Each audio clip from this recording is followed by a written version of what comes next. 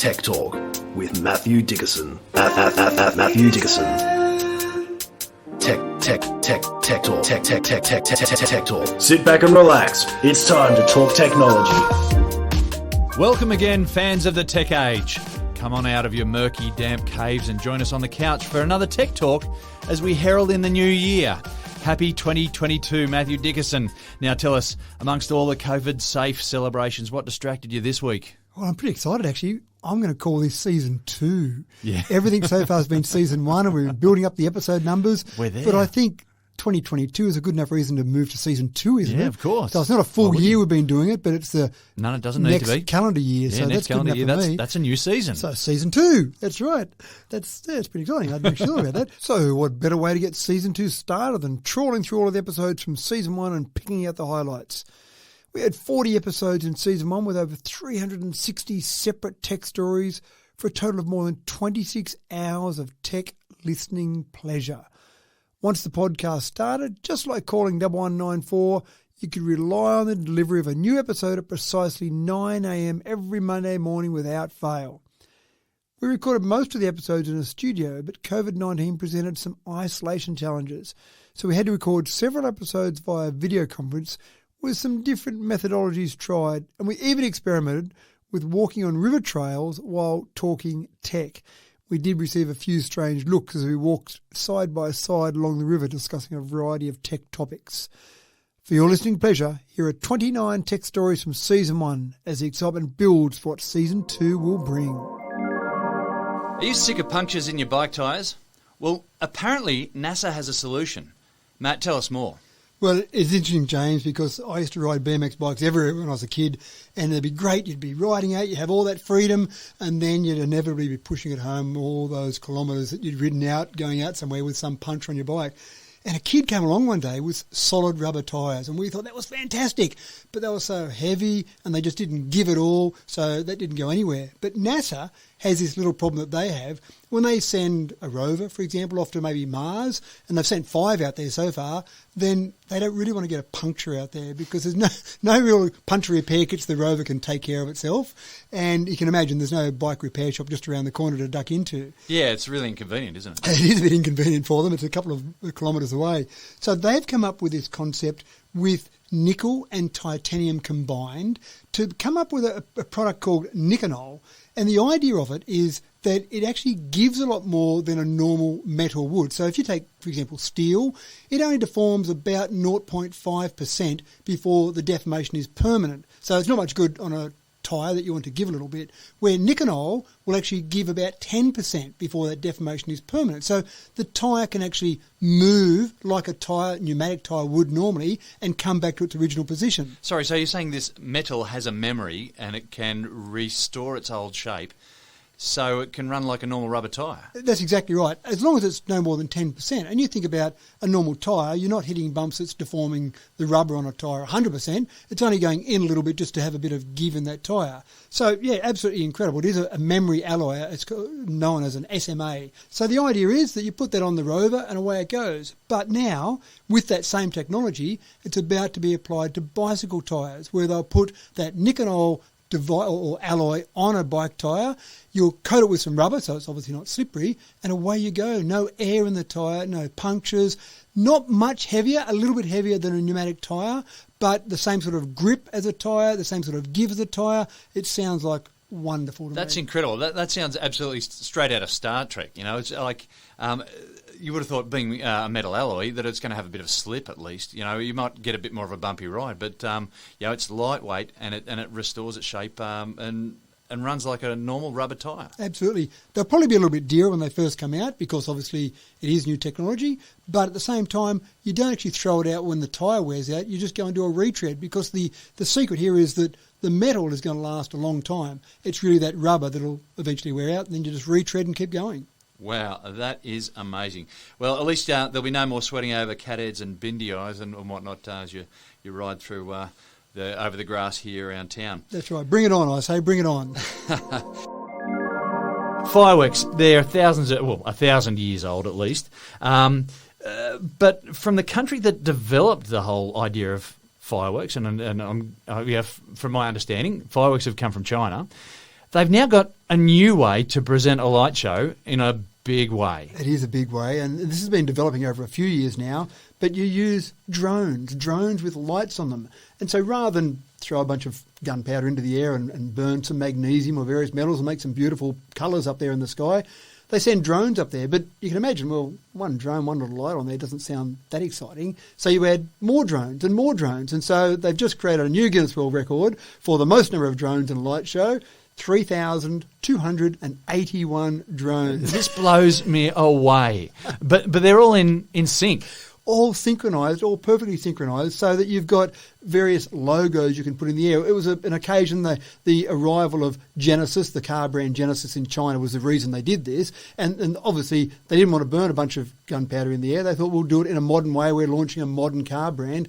Let's use 3,281 drones. But it looks quite spectacular. I've watched the video and it's unbelievable how they get into formation and sit there. One thing, I'm not sure that I want to be on the ground just watching it because the noise. One little drone, I've got one little drone I fly around, it's a bit noisy. Imagine 3,281 of those up in the air. So yeah, wow. it's been developing for a while. Back in 2018, I remember there were 1,218 drones used in a light show for the Olympics. And so various companies have been trying to outdo each other. So 3,281 is the current Guinness World Record. We'll talk in a few weeks' time, James. I'm sure we'll be beating a game. There'll be 10,000 there. But what gets me is like the sky can be quite unpredictable. I mean, with breezes that kick up and these little things, they can just manage it and keep in perfect sync. It blows me away. I actually find even using a normal drone, again, I've got one that I play with from time to time, and I put it up there and just take some videos or take some photos, not of my neighbours, of course, but you watch how still it is. And so exactly as you're talking about there, some breezes come along. It's just, there's wind up there, but it just is so well engineered that it stays perfectly still when you want it to. So this synchronisation is just really showing off how good technology is now. Yeah, that's amazing. We've also got this new modern paint, a whiter than white paint. I didn't actually know it was possible to go whiter than white. I was thinking white was just white. That was it, but apparently not. And this is a really competitive thing. Researchers are trying to create even whiter white paints. So Purdue University in the US have actually just beaten their own record for the whitest white paint. And in October last year, they had an ultra-white paint that reflected 95.5% of the sunlight that landed on it, which sounds pretty white to me. That's pretty white, yeah. But they've beaten it. They've gotten to the point now where they've got a paint that reflects 98.1% of sunlight. Now, I'm not sure at what stage they just call it a mirror, because I assume a mirror is about 99.9%. We're getting pretty close. Yeah, and I'm just thinking that, you walk past a wall that's painted with this white paint. If you're not wearing sunglasses, you're in strife, right? That's right. Well, if it's reflecting that much sunlight, it is probably like just about looking at a mirror. So anyway, it's not so important the sunlight that it reflects, it's the infrared heat. That's why they're doing it, because what they're trying to do, the researchers in this instance, is curb global warming. They have this belief that if they can coat buildings in this whiter than white paint, the heat reflected will reduce the amount of cooling that you need in the building, which therefore reduces the amount of electricity that's used, so therefore helping with global warming. So I know the next question from you, James, is that if we've got whiter than white, do we also have blacker than black? Well, I've actually heard about the blacker than black stuff. Yeah. This Vanta Black paint. It's very cool. It was developed in the UK, and so they have an absorption of light rate of 99.965. And I'm sure you've seen pictures of it, which looks fantastic. There's some fantastic stuff on YouTube about Vanta Black. That's right. And I've seen aluminium foil, for example, that's been crunkled up, and then a little bit's been painted with Vanta Black, and it just looks like there's a hole there, like the old cartoons when you've got a hole pounded in the ground.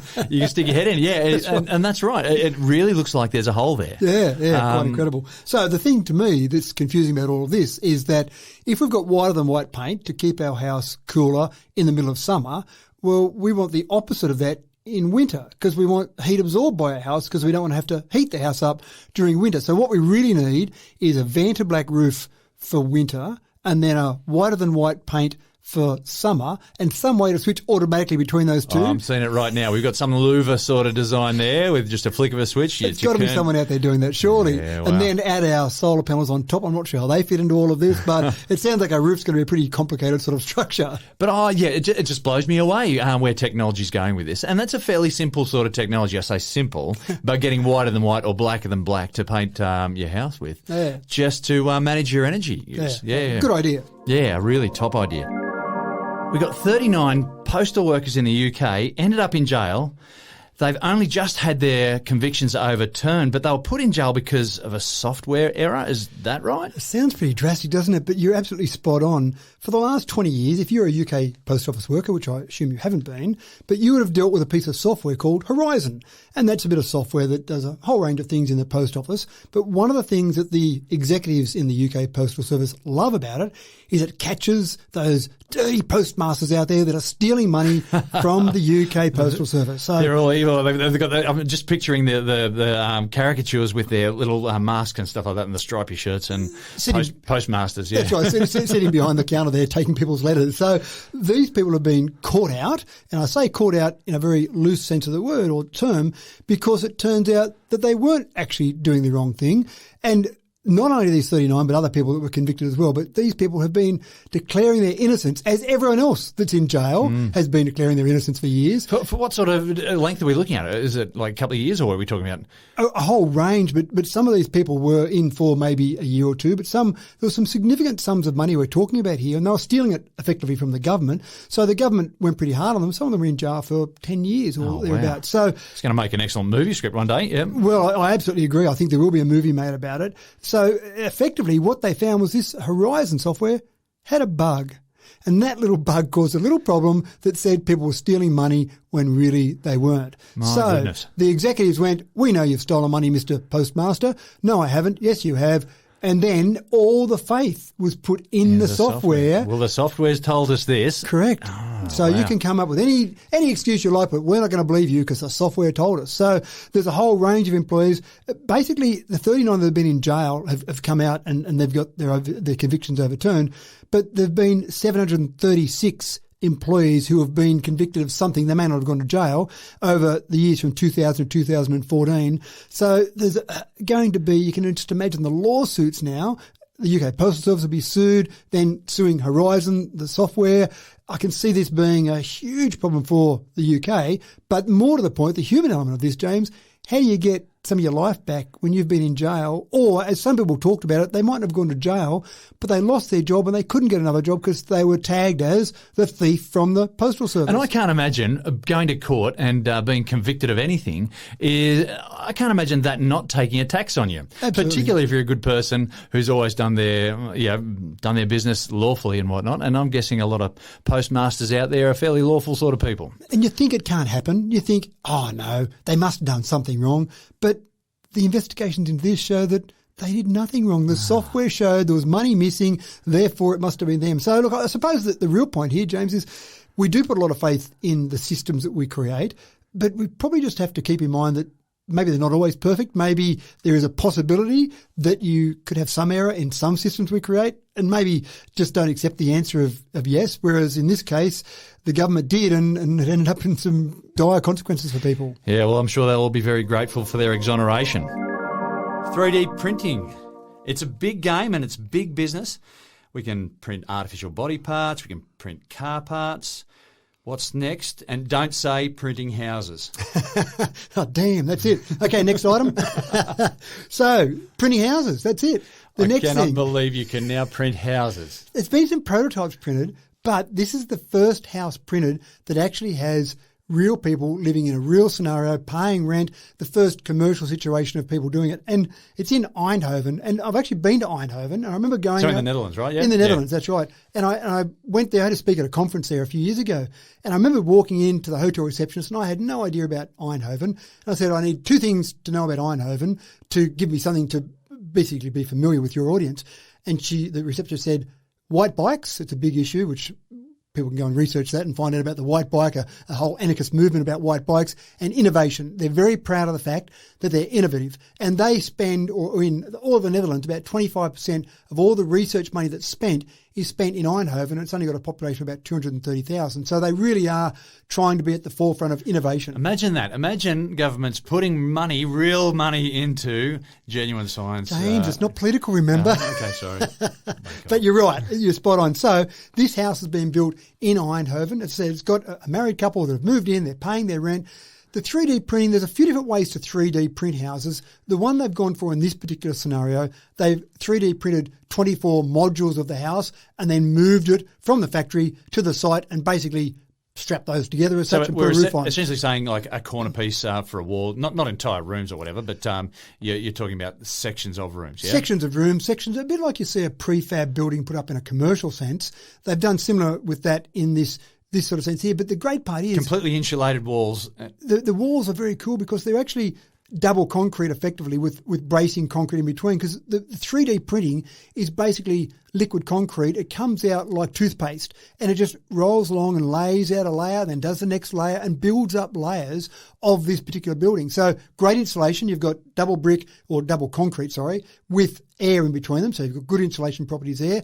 Obviously very quiet, very solid. People said, how long will this last? And I said, well, take a brick veneer or a cement rendered brick house and it's going to be the same as that.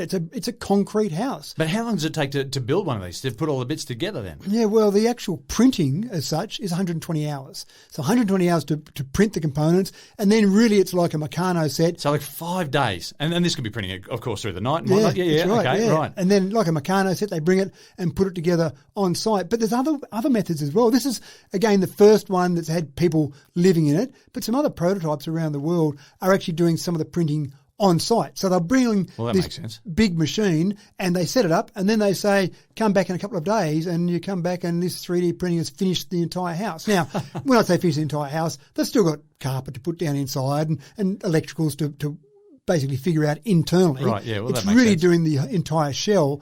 But what they're also doing is being a bit smarter. They're typically not putting gyprock on the inside walls. They're just leaving the concrete walls inside. It looks, I describe it a bit like a Fred Flintstone house. It looks a bit rough, but it's a bit of character about the look of it all. Yeah, right. And you've got to put your personal touch in the area. That's where you go get your interior designer if you can afford them. That's right. Or you hang your family portraits on the wall or whatnot. Yeah, that's right. And it looks less like Fred Flintstone's place and more like your own. But a remarkable movement in construction of houses. Absolutely, and you've got some really nice things. A third less concrete is used in the construction of a house like this. Right. It's obviously done quicker and done cheaper. So in some places, India, for example, India has actually just printed their first 3D house in April. No one's living in it yet, but they printed their first 3D house. In some of the areas of India where there are way too many people and not enough housing, they see, the government in India sees this as a great solution to try and get housing in some of those places. You've got 3D printed houses. Again, all these are prototypes in Mexico.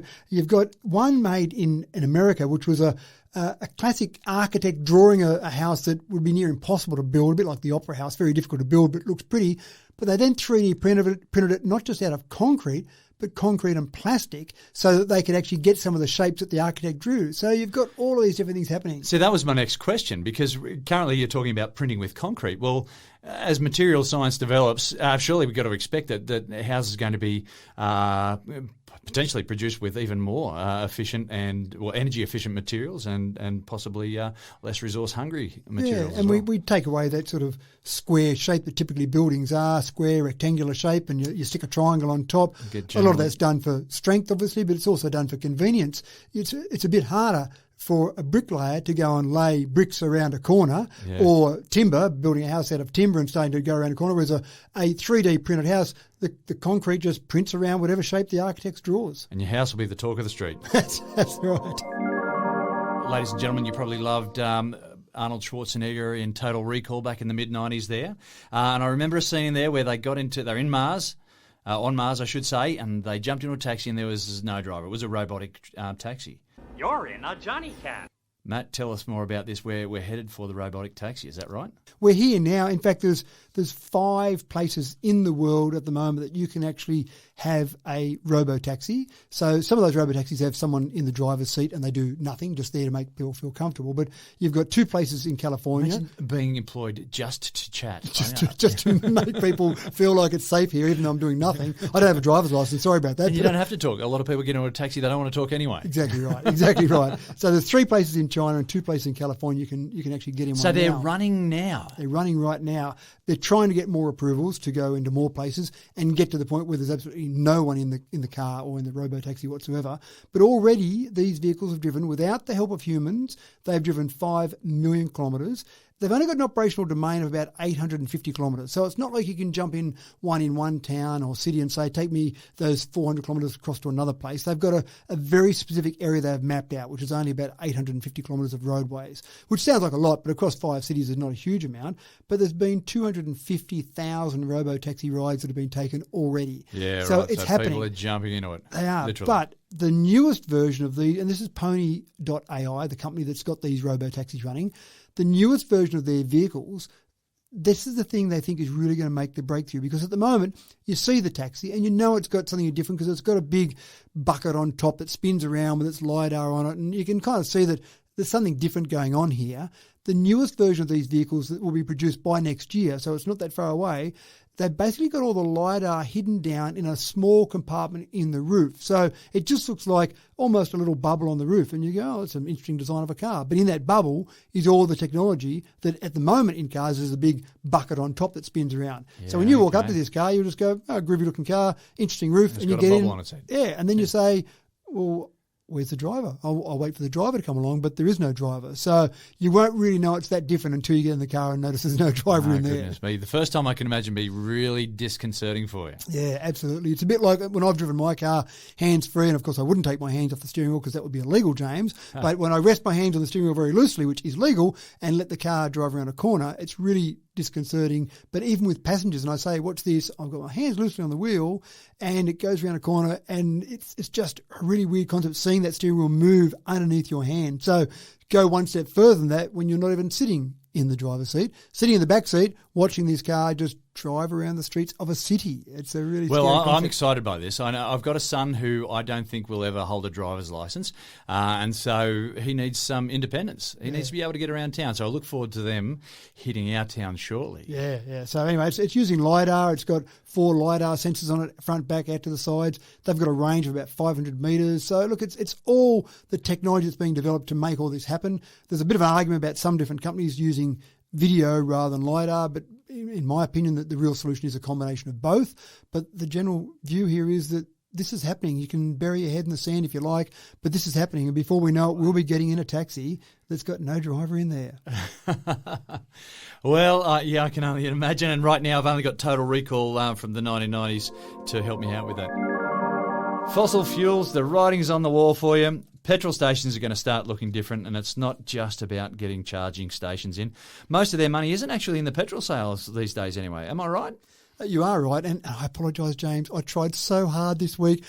I always show an EV story in there. I don't mean to. I said it last week. I love it, Matt. I'm not going to lie to you. I love these EV stories. But anyway. Well, this is the closest I could come to not having an EV story. It's not an EV story. It's a petrol station story, kind of. Yeah, no, you get away with it on a technicality. Yeah, thank you. All right. So the Boston Consulting Group, and I've got a lot of time for them. I often quote the BCG with the various studies they do, and they did a study on petrol stations, and they said if they don't change their business model by the year 2035, and that's not a long way away, 25%, bare minimum of 25% of petrol stations will be unviable, but maybe up to 80% of petrol stations will be unviable just because the world's changing. Wow. Now, they've also said in this same report that by the year 2030, so we're talking 9 years, their estimation is that half the cars across the world will be EV sales. So if you owned a petrol station, you'd be saying, well, hold on, if I'm going to reduce my market quite dramatically, well, what am I going to do with that? So the whole report was about the face of the petrol station. Now, it might seem pretty easy just to say, well, that's easy. You just pull out the Bowsers, stick in some electric charging stations, and your problem's solved. But I don't think it's quite as simple as that. The real issue... Never that simple, is No, it, never that simple. The real issue here, I think, is the fact that you've got incredibly valuable pieces of real estate. Petrol stations, where are they? They're on busy highways, busy corners, high-profile locations, and they have been reducing over the years. I did some research in Australia. Back in the 70s, early 70s, you had about 25,000 petrol stations across the nation. We're already down to 6,500 petrol stations. Now, I think most of that has been in larger petrol stations, and rather than you used to have places that just had 1 Bowser or 2 Bowsers, they seem to have more Bowsers now. But you're spot on in what you said in the intro. Petrol stations don't make money out of petrol. The petrol is what gets you in the door. They make money out of chocolate, out of soft drinks, out of all the things that they have in the petrol station. Blows me away. Yeah, and I think about the car trips that we do. Yep. We're stopping somewhere and we're grabbing a couple of snacks on our way as well. Well, you're just doing the right thing, James. We're not paying James. the dirt cheap price for these No, snacks. no. But you're doing the right thing by those petrol station operators. You're just supporting an industry. Well done. Industry alive. You could There duck we go. around the corner to a supermarket and pay half the price for those lollies, but you're doing the right thing by the petrol station industry. Yeah, so, right. what are they going to do? There is one solution there that says just put some charging stations in there, but then you'd want to change the model for that petrol station because you're going to have people captured for longer. So you might have, for example, a restaurant that served better quality food rather than quick grab because it's maybe 3 minutes to fill up and then grab a sausage roll or a meat pie. Now they might be there for 15 minutes. So you've got time to serve a bit better quality food or a bit better quality coffee. But there might be a whole range of other things. Because of that beautiful location they've got, you might find that you've got people who have got, for example, a car wash. So you build a car wash in, you might charge up at the car wash and then go in and have something to eat. Or maybe there'll be a gym as part of it there. You go and charge up for your 15 or 20 minutes and do a workout while you're there. There could be post offices there. There could be a whole range of things. And I'll be interested to see what they look like in, say, 15 years' time, because I don't think we'll just replace the Bowsers with an EV charging station. I think there'll be something completely different or a different model that sits there, again, taking advantage of that real estate. Yeah, so we're looking at a complete revolutionisation of that entire industry. Oh, I think so. Yeah, and so opening up jobs, people who are concerned about the EVs actually removing people from the workforce or whatever, cutting people out of jobs. There's going to be new industries created simply just by a changing landscape there. Always. There are always new industries created. And when you think about the top 5 petrol station brands in Australia, Coles is number 1. Woolworths was number 2, but there was a sale, which I'll talk about in a minute.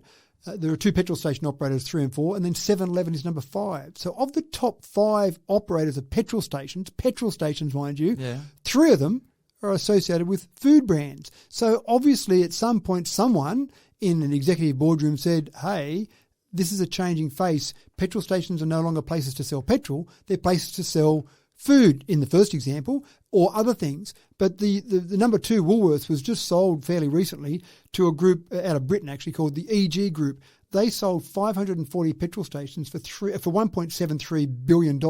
So it valued each one about $3.2 million. Now, if the whole place was going to collapse, you wouldn't think someone would pay $3.2 million for each of those. Yeah. They obviously see there is still a business model there going forward, and I'm sure they didn't do it in a short-term way and go, we'll sell a petrol for a few years and then we'll just close them down. I'm sure they've got a plan.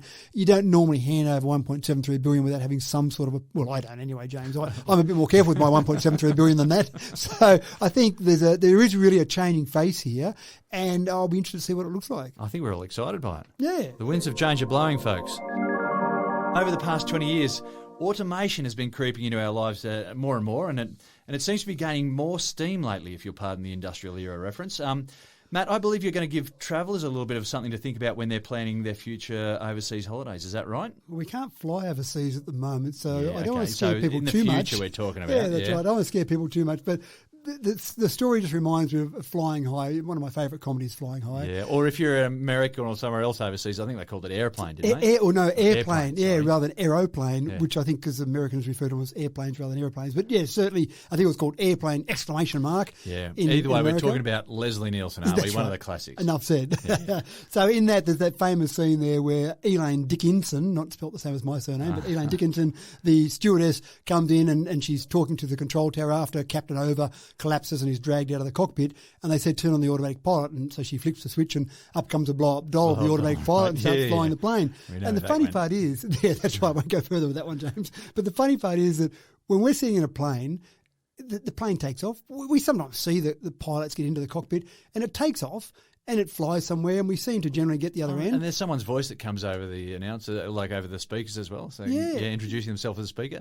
They might as well be somewhere in the Qantas lounge. They could be in the Qantas lounge. They could be sitting somewhere else in the plane. They could be sitting right next to you. So we don't know what really goes on in the cockpit. We assume there's a couple of pilots up there, and autopilot that we hope an autopilot that runs it is some sort of electronic concept. But back in about the 50s, we had about 5 people up in the cockpit. Yeah, You had a flight engineer. I don't know what the flight engineer did, but a radio operator, I can work out that one, they operated the radio. So they had a whole person dedicated to operating the radio. Just to choose the good songs, that's all. Maybe that's right, my playlist for today. Yeah. And then they had the navigator, and that seemed like a pretty important job getting us from A to B. The navigator seemed like they did a pretty good job. They've reduced, obviously, from those days from 5 down to 2, and we seem to be okay with that. We seem to be pretty comfortable, and we trust Autopilot, and I think we do because Autopilot's been around for a long time. Yeah. I imagine it had been around for decades, but no, Autopilot, the first Autopilot ever used was used in 1912. What? Get out of here. Not many 1912? Yep, that's right. So I'm envisaging a bit of steampunk here. I'm thinking like there's going to be levers and handles out holding onto that main joystick there, but you're going to tell me something different, I guess. No, it probably is like that, actually. Yeah, I think, okay. I mean, Fair it enough. wasn't that many years before 1912 when one of the Wright brothers was laying down on his stomach with the levers, as you say. But the first Autopilots focused on direction. So they basically had a compass set up that would then focus on steering it in the right direction because it was pretty hard. You didn't have the GPS in your plane back in 1912. So that was the first Autopilot. So we've had some time to get used to it. But there's a company in America now that's going a step further, and they're thinking, well, look, we're okay with Autopilot flying for most of the trip. We're okay with a couple of pilots down from 5 in the cockpit. So what about getting to the stage where we reduce the pilot numbers further to 0?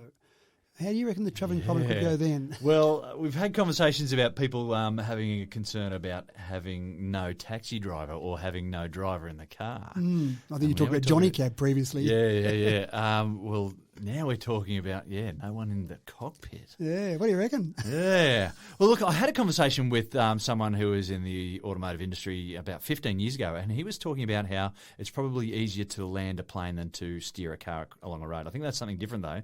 But it's easier to land a plane or to get a plane to take off by autopilot. But that was ages ago, and I'm not quite sure that there was much to back it up then. But, we're now at a stage where we're looking at pilotless planes. Yeah. And I think your friend has probably got a point there because in a plane and an airport, you've got a controlled environment. You don't have too many dogs or kids running across the runway.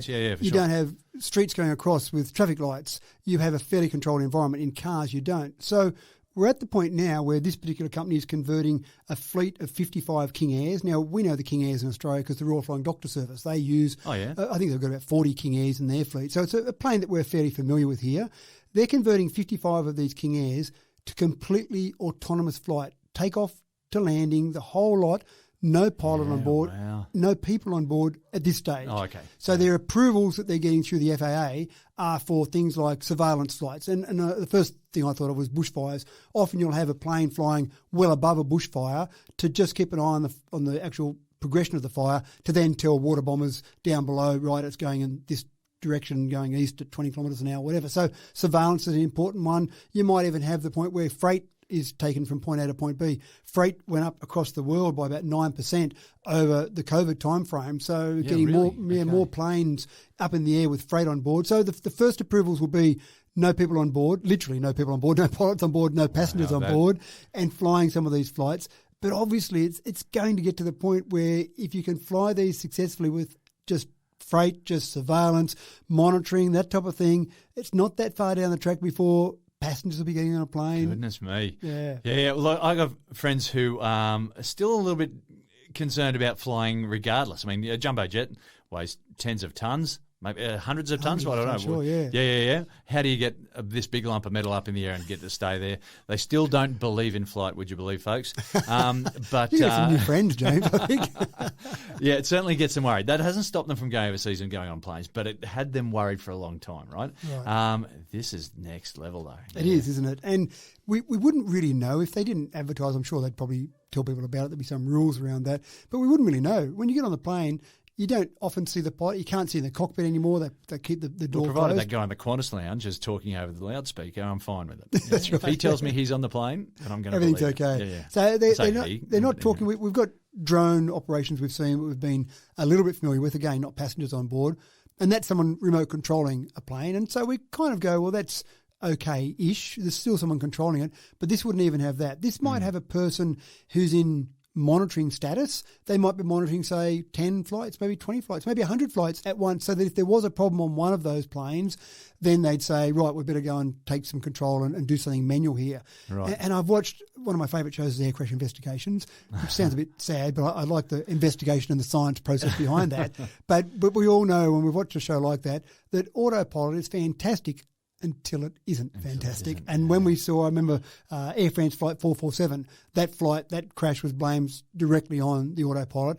And of course the Boeing 737 MAX saga, where we had 2 crashes, unfortunately, with that. And again, both of those were blamed directly on the autopilot. So the autopilot's great until it's not. The autopilot's great given the fact that it's still relying on humans to have programmed the autopilot. And if they make a mistake in the programming, then you still have consequences that are pretty dire. Well, again, it's going to be very interesting to see which way that goes, or how long it takes for that to take off. But very interesting. No, the puns are still rolling out, James. They pulled the pin on the Concorde way back in 2003, folks, and it really upset a fair chunk of the European and American population, not just the well-to-do, but real flying enthusiasts as well. Well, folks, they'll soon have a chance to fly Supersonic again, and that's you too. Yeah, that's me too. I never flew on the Concorde, James, and when it got shut down, I actually thought, I would have liked to have. And I looked at the tickets when they were going at the end, and people were buying normal tickets, putting them on eBay, and they were going for $60,000 and $80,000. So I thought that might be the best use of my money. Well, from what I gather, we had some high-end businessmen who were commuting between France and New York on a daily basis. Yeah, that's right. You'd go across to London, for example, or New York, Paris. And it was about a 7-hour trip or thereabouts, maybe 7.5 hours normally. And the Concorde took it down to about 3.5 hours. So, you could get up and maybe take an early flight, get across there, do your normal day's work and be back home for dinner. It certainly did change things dramatically. And it seemed like the logical way to go. We seem to be trying to get faster and stronger with everything that we do. So why wouldn't we all be flying supersonic? Well, that was back just in an 76. exciting prospect to be going faster than the speed of sound. You're right, James. Especially when you consider how significant an achievement it was when humans first flew faster than the speed of sound. I remember a quote from Jack Ridley, the chief of the US Air Force's Flight Test Engineering Laboratory. He said, "There was a demon that lived in the air. They said whoever challenged him would die.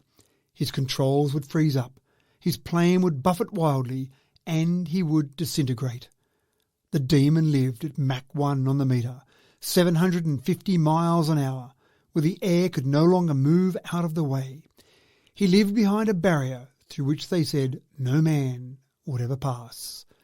They called it the sound barrier."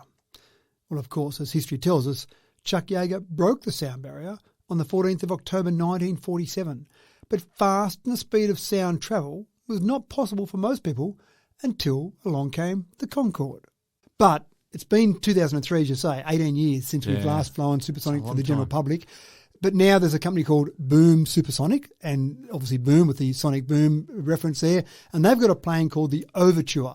So they believe that this will now get back into the realm of where people will be flying supersonic again. It's not going to be quite as fast as the Concorde. The Concorde actually flew at just over Mach 2, so just more than twice as fast the speed of sound. So it flew roughly at about 2,180 kilometres an hour. The Overture, as it's called, will be flying a little bit slower than that, only Mach 1.7, about 1,805 kilometres an hour. Still not too bad, though. Well, it's hardly a disappointment. No, that's right. I think that'll be okay. But the real thing here is about the sustainability of it. The Concorde, for all the years that it flew, people talked about the expense of running it, the maintenance costs. It was the last plane, really commercial plane, that still had 3 people in the cabin. It had 2 pilots and a flight engineer. Not sure what the flight engineer did, but obviously you want to design that out of the plane and only have the 2 pilots in there. The whole idea of this is that you've got to try and fly it sustainably. So they believe they can produce the plane and have airlines flying the plane for net zero carbon emissions. Which is that's amazing. Pretty big claim to make, isn't it? Yeah, right. So what sort of fuel are you using for that, sorry? They're talking about sustainable aviation fuel, or some people call it a posh biodiesel. And basically you take everything from maybe a bit of animal fat, you get things from the farming industry, you get high energy crops, put all that together, and that produces some sort of fuel that's going to be as good as jet fuel, apparently. And I can't imagine that you'd want a substandard fuel when you want to get to Mach 1.7. So not only is there the excitement that you could fly faster than the speed of sound, but also that you could do it sustainably, which I think is quite exciting. And I think by the time this is real, we're talking about 2029, so 8 years away, as much as the world is starting to focus on the climate and the environment now, I think by 2029, it would be absolutely essential. You wouldn't want to get on a plane that didn't have some sort of net zero carbon emission statement associated with it. So it's the right path to go down. But I am still excited about that whole idea of going faster than the speed of sound. But I do think that there's some other limitations to where you can actually catch these planes. They've got certain limitations about flying over land. You're not allowed to be breaking the sound barrier over people's houses and stuff like that because it's just so loud and alarming. Apparently they only do that when they're over the ocean. Is that right? Yeah, it's a bit disappointing, isn't it? Surely a little bit of a sonic boom every now and again. In a flight path, but you're right. And then because it uses so much fuel, they can only go so far, I guess, at this stage. So, you're only looking for a short distance over the Atlantic Ocean rather than the Pacific Ocean. So there's some limitations. The Concorde didn't fly, for example, Sydney to LA, that long flight, which would normally take 13 hours in a normal plane, but they are talking with the Overture. They're quoting travel times between Sydney and LA. Oh, really? So it may well be that they start to get a bit longer. And obviously they fly high, and the Concorde flew at great heights as well. So about 60,000 feet it flew at, and that's obviously to try and get that wind resistance down low. You'd tell me the exact formula, but you double your speed, you quadruple your air resistance. So you start going from a normal airliner at, say, 0.9, 0.92 Mach, jump up to 1.7 Mach. Yeah, you've basically doubled your speed. Yeah. And if you only flew at that, say, 36,000 feet that a normal airliner might fly at, then you've got that air resistance. Get to 60,000 feet, less air around, obviously. So you're thinning that air out, you've got less air resistance. You've got to get up to that height, though, as well, which chews up a bit of energy. So it's a pretty complicated equation overall. And you've also got that expansion of the cabin, less air density at 60,000 feet. So the cabin wants to expand more pressure on the inside, because we're little humans in the middle. We want to be sitting there at a nice, comfortable air pressure. And then the temperature outside, it's about negative 57 degrees Celsius. So it's a bit chilly outside. So you've got to make sure the plane works at those sort of temperatures. Yeah, the physics behind it is mind-boggling. And well, I'm looking forward to seeing this boom get together. Yeah, no, I think it'll be very exciting. Wind energy.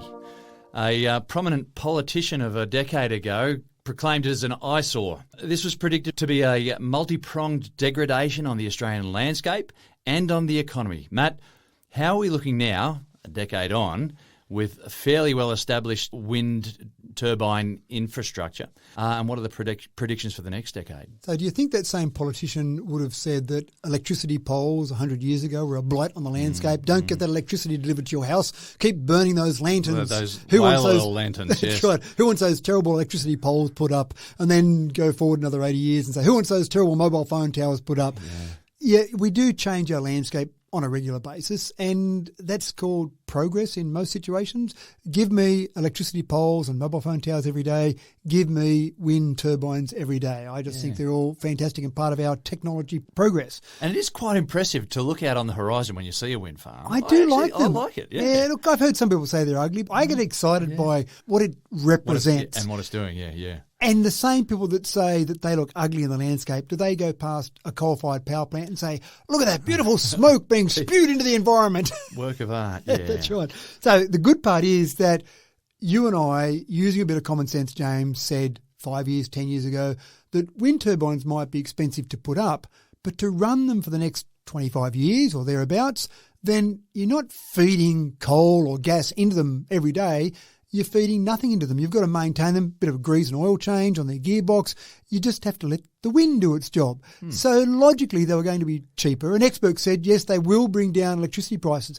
But experts got it wrong.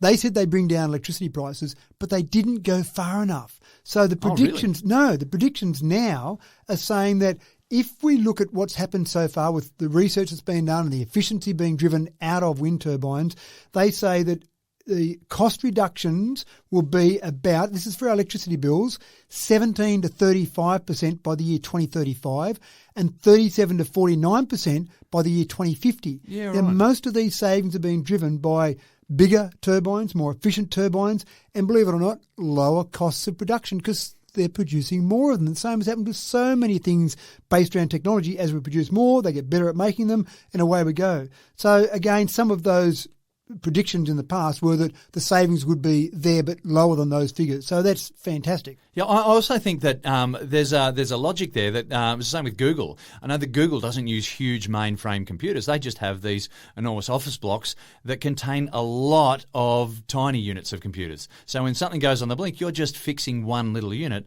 and everything else is running sweetly. Well, that's a good point too, so that if a coal-fired power station goes on the blink or Fukushima goes on the blink, then that has a huge impact on your electricity production. You look at a wind farm that might have 30 or 40 wind turbines, and if one, for whatever reason, is being maintained or it's on the blink, then that didn't destroy the whole energy field there. But some of the data that's coming out is quite interesting. When we look at, for example, the size of the turbines, and they break them up a little bit from onshore to offshore, when we look at onshore wind, then, for example, in 2035, they say that those average turbines will be 5.5 megawatts per turbine, which is quite impressive. Yeah. At the moment, they're about 2.5 megawatts. So again, that's driving some of the efficiency. When we go to offshore, they're much larger in those offshore wind turbines, and there's a few reasons for that, but you might get to an average by the year 2035 of 17 megawatts for one turbine. Now the offshore ones are about 6 megawatts. And floating offshore... So 3 times, and floating offshore is the one that really impresses me. They're not drilling down into the bedrock under the ocean, because sometimes the ocean is not that deep and sometimes it's very deep. They have floating offshore wind turbines, which are very clever. You know, it's not like a boat, you just leave it go and off it goes somewhere. You actually have some cables tying that back to the ground to bring the electricity back in, but they don't have to actually drill those down into the bedrock underneath the ocean. They just float them there, so they're actually cheaper to put up. And so they will be something that we'll see more and more of as well going forward. All very exciting, but the great thing about it, common sense says this is what's going to happen, but the experts have actually done the analysis and given us some numbers to wrap around it, which is great, because one thing that people often complain about is their electricity bill. Yeah, and you're exactly right. It's good to finally get those numbers in. And we had to assume that the technology was going to develop, and it will continue to further. If I'm a proponent of a wind farm, I've probably thought about the costs. I've probably thought about the return on my investment, because I'm investing my shareholders' money or even my money. Yeah, because there was always that argument about, but what happens when the wind doesn't blow? That's right. And we know that the wind doesn't blow sometimes, but... Well, these people that put these up, they don't just go and randomly pick a spot and say, there's a nice hill, I'll chuck some wind turbines up. They spend a fair bit of time testing. Yeah, that's right, to make sure that if they're going to invest the money in some wind turbines, they've done all the testing to know that the wind, sure, as you said, doesn't blow forever, but it's blowing consistently enough that they know they'll be able to produce electricity at that particular site. They don't go and build it without knowing there's a good, consistent flow of wind.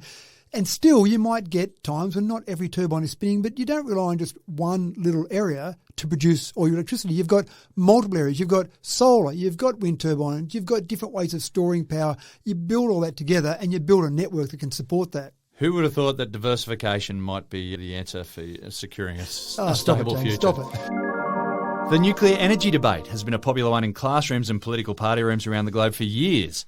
Currently, I understand there's about 443 nuclear plants across 30 countries on this planet. Safety is a big issue, of course, as well as dealing with the relatively small but extremely nasty sort of waste. But it's the sheer magnitude of energy output that cannot be compared with any of the other forms.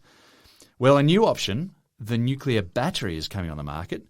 This is some incredible downsizing for convenience, Matt. Downsizing, I do like the idea. I imagine this little AA size battery that you could plug into your drone and it would fire for the next 20 years. Remote control car that goes forever and ever and ever. Right. Imagine that. It would be very cool. But it wasn't quite that size. It's a little bit bigger than a AA battery. But I want to go back, because there's a couple of interesting things about how we generate power. And I want to just go back a little bit to the start and see how we do generate power in general terms, and then see how nuclear becomes so effective. The thing that I find really interesting is that water is still used in all these different things, coal-fired power, nuclear power, and water's got that property, which is, well, it's a lot of it around, so it's easy to get, but it expands by about 1,600 times when it goes from a liquid to a gas.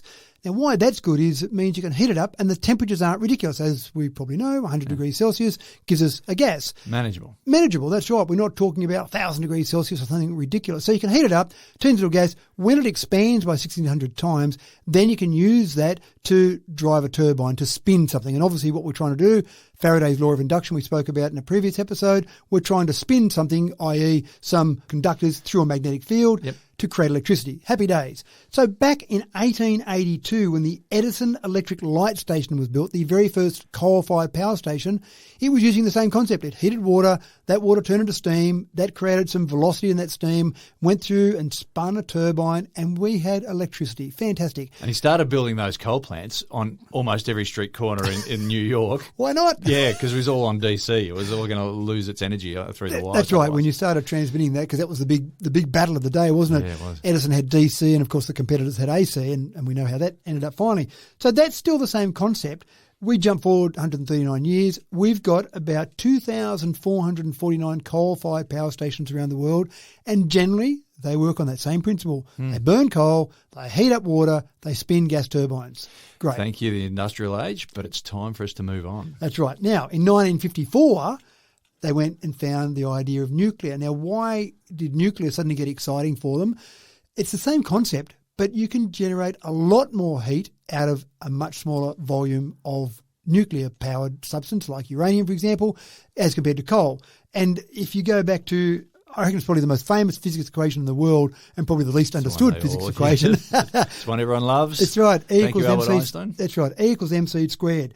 When you take that equation and apply that, effectively it's talking about the amount of energy available in the mass of something multiplied by the speed of light squared, which is a big number. You break it down to some practical terms. To give me enough power to run my average household, in coal, I need about 2 tons of coal. So think about a dump truck with a couple of tons of coal, dump that in my front yard, burn that throughout the year. There you go. I've got enough electricity for my house. If I take the same amount of uranium, it's 22 grams of uranium to power my house for the year. Yeah, right. And that's why it's exciting from a nuclear power perspective. You're not having to provide a lot of raw material to provide a whole bunch of power. It's only a small amount of raw material. 22 grams, wow. Yeah. It's fascinating, isn't it? So imagine that AA battery again. That would power your remote control car for a long time. So take all that together and you say, well, why aren't we all doing nuclear? Of course, you've got incidents like Chernobyl, like Fukushima, that scare people a bit when you get the complete meltdown. I think we almost get to grips with the idea of waste, but just the Fukushimas of the world really scare people. So the concept of the electric battery, getting back to that part of it, and I apologise for the long way around there, I just think it's interesting how you get there. The concept of a nuclear battery is you take something that's container-sized, not AA-sized, you build it so it's a completely self-contained unit, you put a small amount of uranium in there and obviously some very good protection around that uranium, and you've now got a little nuclear battery that you can go and sit somewhere as a container, put on the back of a truck, and you've got enough power to run, for example, 3,000 households for 10 years. At the end of that 10-year time frame, you pick up your container-sized battery, nuclear battery, take it back to the factory and refurb it, which basically means take the waste product out, put in some new raw material, and then you've got your nuclear battery ready to go again. Yeah, safety-wise, obviously you've got a lot of protection within that particular device, but if you get hit by a tsunami like happened in Fukushima, you've got one container. You haven't got a whole nuclear power plant that can be damaged and melt down and cause a catastrophic amount of damage. I mean, I think they had 154,000 residents that had to be evacuated from Fukushima. There's a 20-kilometre disaster zone around Fukushima that just can't be lived in for who knows how long. So you've got all that, but with a container, you're able to, excuse the pun, contain that much better. But also, if you had something like an earthquake, you had something like a tsunami, you're unlikely to break that whole thing apart. So I can see factories that have high power needs. I can see neighbourhoods that want to be carbon emission free. I can see people using this little battery. Of course, the problem is the NIMBY. I want one for our neighbourhood. I just want to put it next to your place rather than my place, James. That's the problem, I think. Well, I see an enormous opening there for modern farming as well, because we know that farming has got to change. We're going to need a lot more food, so we're going to need higher yields in a smaller space of growing. And so I see in farms sort of diversifying and having some sort of processing plant or even large glass houses, as I talked before, with that will require energy, and this might resolve some of those problems. So I'm interested there. Do you think so? There's farmers now that are out there that have got wind turbines on their farm. They sacrifice a small patch of their earth that they use for, say, for example, sheep to graze on, and they put a pad there and there's a wind turbine on top. They get paid for that. So it's a way for them to help generate renewable power, but also actually generate a bit of money for the farm. So are you thinking that maybe a farmer could say, hey, go and drop one of those containers on my farm. I'm happy to rent you a bit of space on my land. That takes it away from James and Matthew's backyards and puts it out on my farm, and you're not too far away from where you need it. Then you don't have to run such a huge run of electrical cables or overhead transmission lines to get there. Or are you thinking... Yeah, no, I'm thinking that, definitely that could happen. But also we're talking about farmers having to process stuff on their properties as well. Yeah, right. So just the power requirements they might have. So maybe even smaller the container, you don't need the power of 3,000 homes to maybe run that processing assembly on a farmer's property, for example. Refrigeration and things like that happening on farms as well. The other thing interesting here is that we also, by having distributed power, we're also reducing the loss of transmission. Depending on where your power is generated and a whole range of other variables, you're probably losing around 9 to 13% of your power that you use at your house in transmission. So if you start to be able to put these devices more distributed around the network, you're suddenly reducing those transmission losses. Well, it'll be interesting to see who takes that up first and where we go with it. Now, listen, I'm so old I remember setting my watch to the exact time on the phone. Remember the old, at the third stroke, it'll be 4:45 and 20 seconds. And that was how we set our phones in the 80s. It was regarded as the correct time. Nowadays, we're probably synced straight to the internet anyway, and so the internet just does it on your phones and your watches anyway. But to what precision? A standard stopwatch that I use goes to about 100th of a second. The top of the line one will take me to 1,000th of a second. But if you really want accuracy, you want an atomic-based clock, and often they're cesium-based. They'll time to 1,000,000th of a second.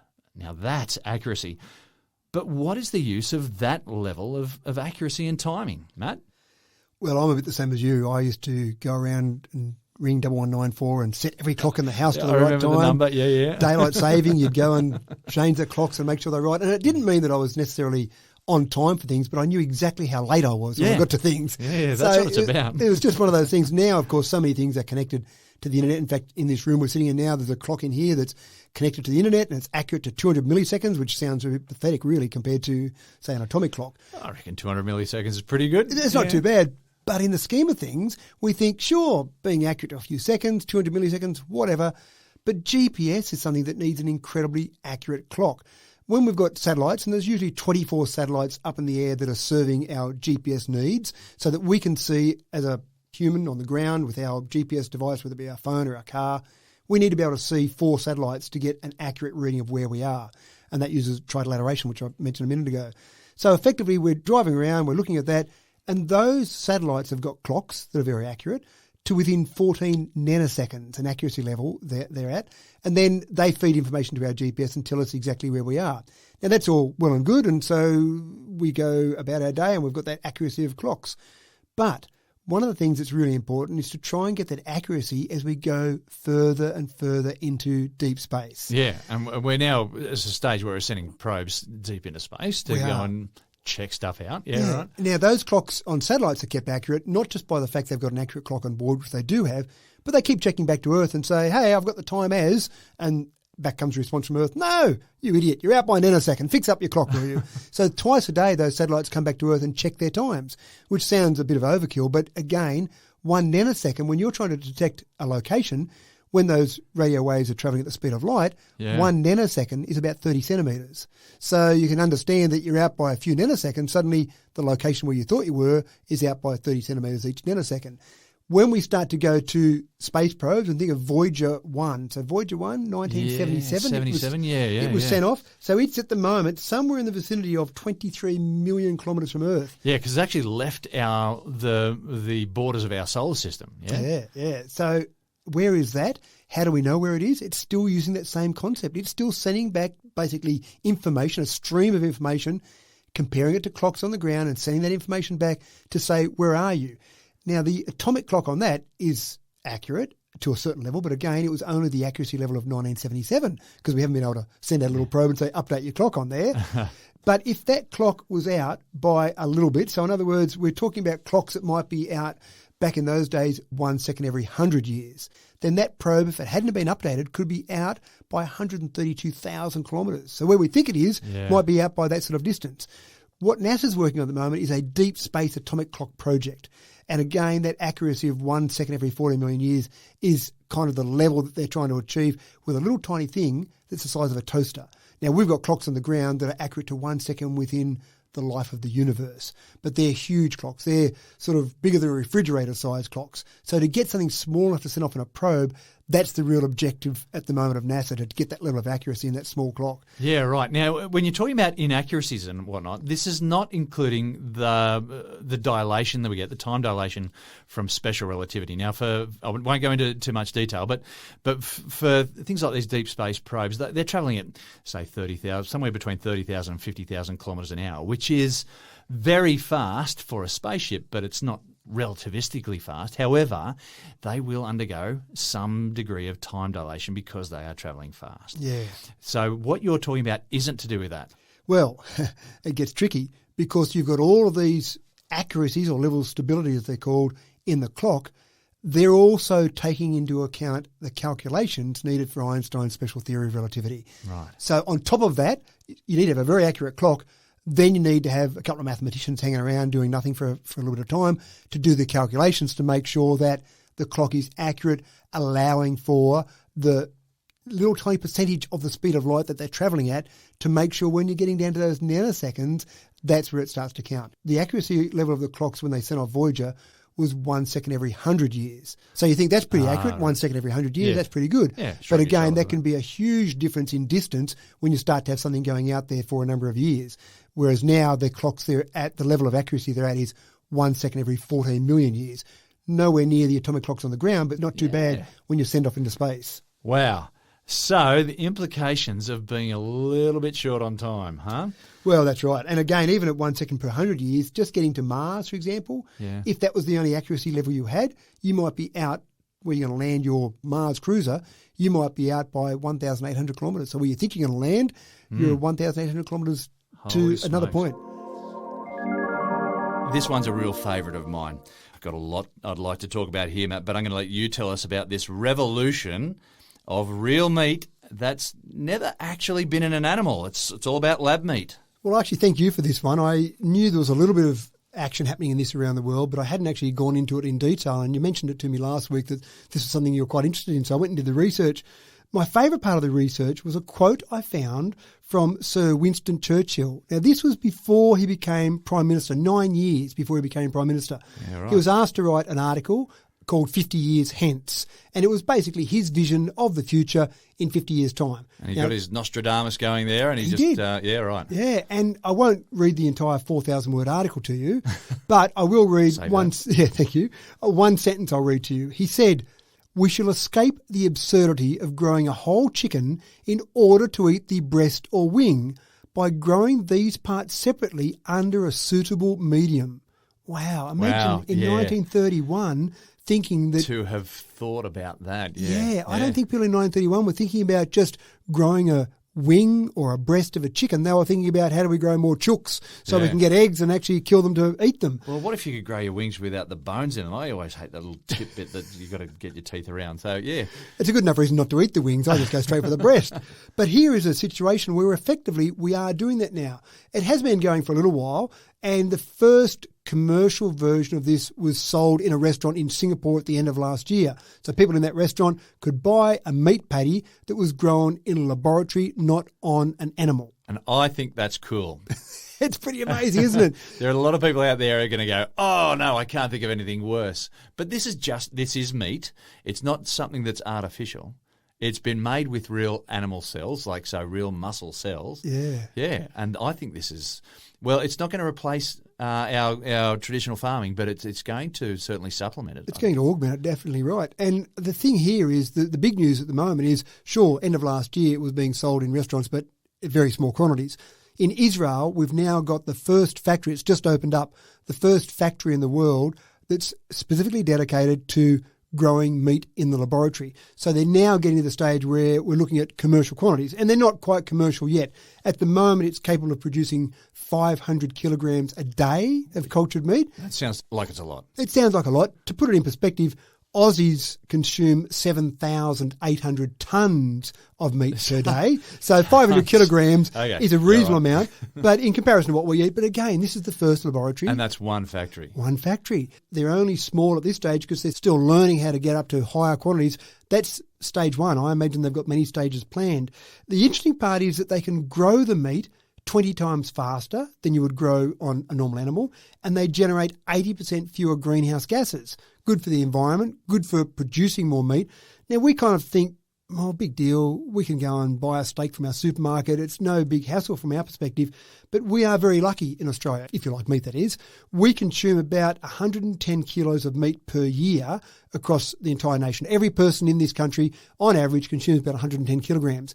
That's 2.5 times the worldwide average. So most places around the world don't have anywhere near the level of access to meat that we do. Now, for some people, they don't care about that.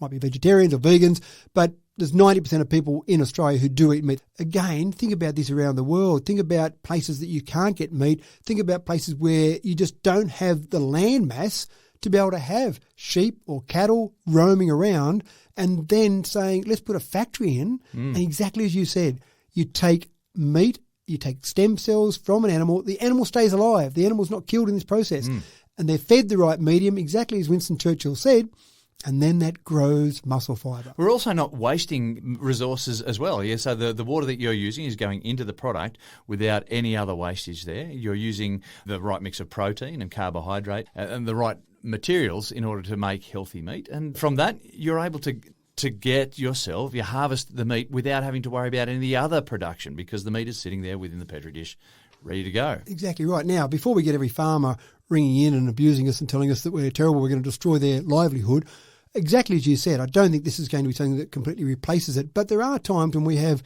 droughts in this country. Oh, and long droughts. Long droughts. So there are times when maybe having that ability to have additional meat production, probably see it more relevant in countries around the world that just don't have the meat production that we have.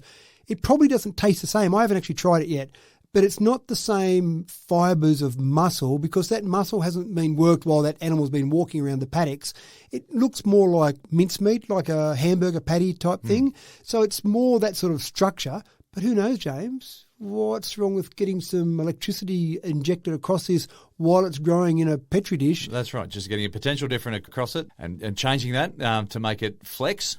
And next thing you know, you've got muscle fibre. Yeah. Now, the only downside, which might be an upside depending which way you look at it, is the meat is incredibly healthy. It's got all the same protein, all the nutrients that normal meat would have. It doesn't have the fat content, which I think is great. There are some people who love the fat content. Yeah, I've got to throw up my hand there. I'm sorry, Matt. And you can seed it with fat tissue as well, fat Correct. cells. Yeah, you can create, let's face it, whatever we eat, it's just made up of atoms. If we can produce the same atoms in the same structure, then you've got the same thing. So if you want fat in your meat, then you can produce that in the factory. At the moment, they're not. They're making it incredibly healthy meat. So it's a really interesting thing. But I have got a major problem with it, one part of it. And this is a bit of an issue about labels. We know we've got a few different labels out there at the moment. We know we've got vegan and vegetarians. We know we've got pescatarians, flexitarians, pollitarians, fruitarians, climatarians, reductarians. That's not enough names. Surely there's a longer list than that. My goodness, that's a long list of names, I've got to say. I need now a new Aryan that will cover someone that eats lab-produced meat. I don't know what it is. Let's put our minds to it. And only lab-produced meat. And only lab-produced meat, obviously. That would be the only one. And then, see, flexitarian I like, because flexitarian sounds like you're flexible. You'll just eat whatever's put in front of you. So I like the idea of flexitarian. But there are a lot of Aryans there. Maybe one of our listeners could send in their idea of what the Aryan name would be for someone who eats lab-produced meat only. When words just won't say what you want to say, well, folks, in 2021, there's always emojis. But what happens when you just don't have the right emoji? Stop the press. Surely there is an emoji for everything by now. Well, we need to recognise just how important emojis are with, I don't know, a special day or something perhaps. Matt, what have you got for us on this story? Well, I've got to say, James, I've got to compliment you here. I was very impressed with the last message I received from you when we were organising today, that you used probably more emojis than letters in the alphabet in the message you sent to me. So you're really getting into the emoji thing. Well, I thought, yeah, the emoji alphabet is pretty broad right now. And it is, and I love the fact that you type in a word and it automatically gives you the emoji for that. You don't even have to think about it now. Yeah. So there was a World Emoji Day, and I do apologise to our listeners. We missed it. I should have told our listeners about the sad face. That's thank you, James. Yeah, I should have sad told face our crying, rolling with laughter. Perhaps that there was a World Emoji Day coming up. We've missed it now. We'll have to wait till next year, but that's okay because there's a Unicode consortium, and they are responsible for emojis across the world. You thought it was just thank God. That's right. Thank goodness we've got them. You thought it was just your Android operating system or your iOS or even maybe your computer that worked out these emojis, but there's a consortium. And one of the things that I find fascinating with the internet is that we can have laws in our city or our state or our country, but the internet doesn't really recognise boundaries. It does a little bit. There are some censorship protocols that go on in some countries, but generally the internet says, you know what, I don't care about countries, international borders. I'm there. I'm everywhere. Yeah. So some of these consortiums, some of these organisations that exist have to be multinational, truly international organisations. And this is another one of them. The Unicode Consortium decides internationally on the emojis that are required. It goes through a panel. It goes through a public exhibition, all sorts of things. So hang on, you're inferring here that some emojis get the knockback. Some get rejected. Right. Okay. I just thought, have the idea, present the emoji, move on. No, you don't have too many emojis. I mean, what would happen then? We just get emojied out? Maybe, I'm not sure. But this is important too, there is a reference site. You can actually go and look at Emojimedia and they will give you some of the finalists. So some of the ones that have been broken down. So some people, not only do they get rejected, some of the emojis don't even make it to the finalist list. How embarrassing. So there's a finalist list. You can go to Emojimedia, check that finalist list out. From those finalists, the consortium chooses the new emojis that will be added to the library of emojis that are out there now. Voting happens in September, so you've still got time to go and have a look and put your views forward because they want to hear from the public. I can imagine being on the panel. There's a fair bit of prestige there, but I can't imagine going home at the end of the day thinking, I've decided who gets what emojis. How do you tell your kids, Dad, what do you do for a job? Well, I decided a little tiny image of 2 millimetres in size that people can see. I'm really making a difference in the world here. That's right. Well. So check that site out, Emojimedia. There's a whole bunch of different ones on the finalist list. I can run through a few. They've got different new emojis for princess and prince. You've got different 15 different handshake skin tone combinations. You've got not only a pregnant woman, but you've got pregnant person, pregnant man. You've got a whole range of different things coming. Go and have a look. It blows me away. The new low battery symbol, a new disco ball, a face holding back tears, a saluting face, a melting face. The list just goes on. And only some of these, James, only some will make it to our phones in the future. Oh, look, I'm hearing the slogan, what genres rejects, you get only the best. Only the best of the emojis. Right. Balking at buying an electric vehicle because you're worried about lengthy charge times? What if the vehicle was charging while you drove? How about this, Matt? Well, some people think that you can get perpetual motion, don't they? They have this crazy idea. And You can't invent energy. That's right. There are lots of YouTube clips about exactly that. Hey, we've got perpetual motion. We can go forever. And so it sounds a bit like that, doesn't it? Charge as you drive. What have you been drinking, James? That just seems like crazy stuff. But there are several countries around the world now that are building trial sections of road, hopefully rolling it out big picture, but at the moment just trial sections, where they've actually got charging coils underneath the road. So as you drive your electric vehicle along the road, it does actually charge your electric vehicle as you drive. Now, obviously, it's getting the energy from somewhere else. It's not creating energy. As we know, it can't be created or destroyed, just changes form. So it is actually getting the energy from somewhere else. It's getting it from the grid and presumably from renewables.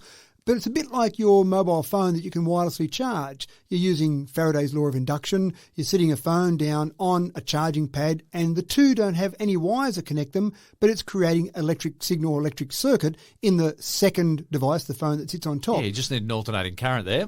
Absolutely Changing right. magnetic flux and off you go. Yeah, so with a car at the moment, if you own an EV, you can buy as an aftermarket accessory a charging pad that you put in your garage. You can mount a little induction pad underneath your car that's very thin, doesn't really add much to the ground clearance or take away much from the ground clearance. And as you drive in the garage, you just pull up over the charging pad and it starts charging your car. Bada That's bing, pretty bada cool. boom. Yeah, Yeah. that's great. So that's convenient. But then when you apply that same concept to a road, then you drive along and you start to charge up as you're driving along. And the charging rate is higher than you can drive. So in some of the trials so far, they're talking about being able to charge your car at roughly the rate of about 400 kilometres of charge per hour of time you're over that road. Yeah, right. You obviously can't drive at 400 kilometres an hour legally anyway.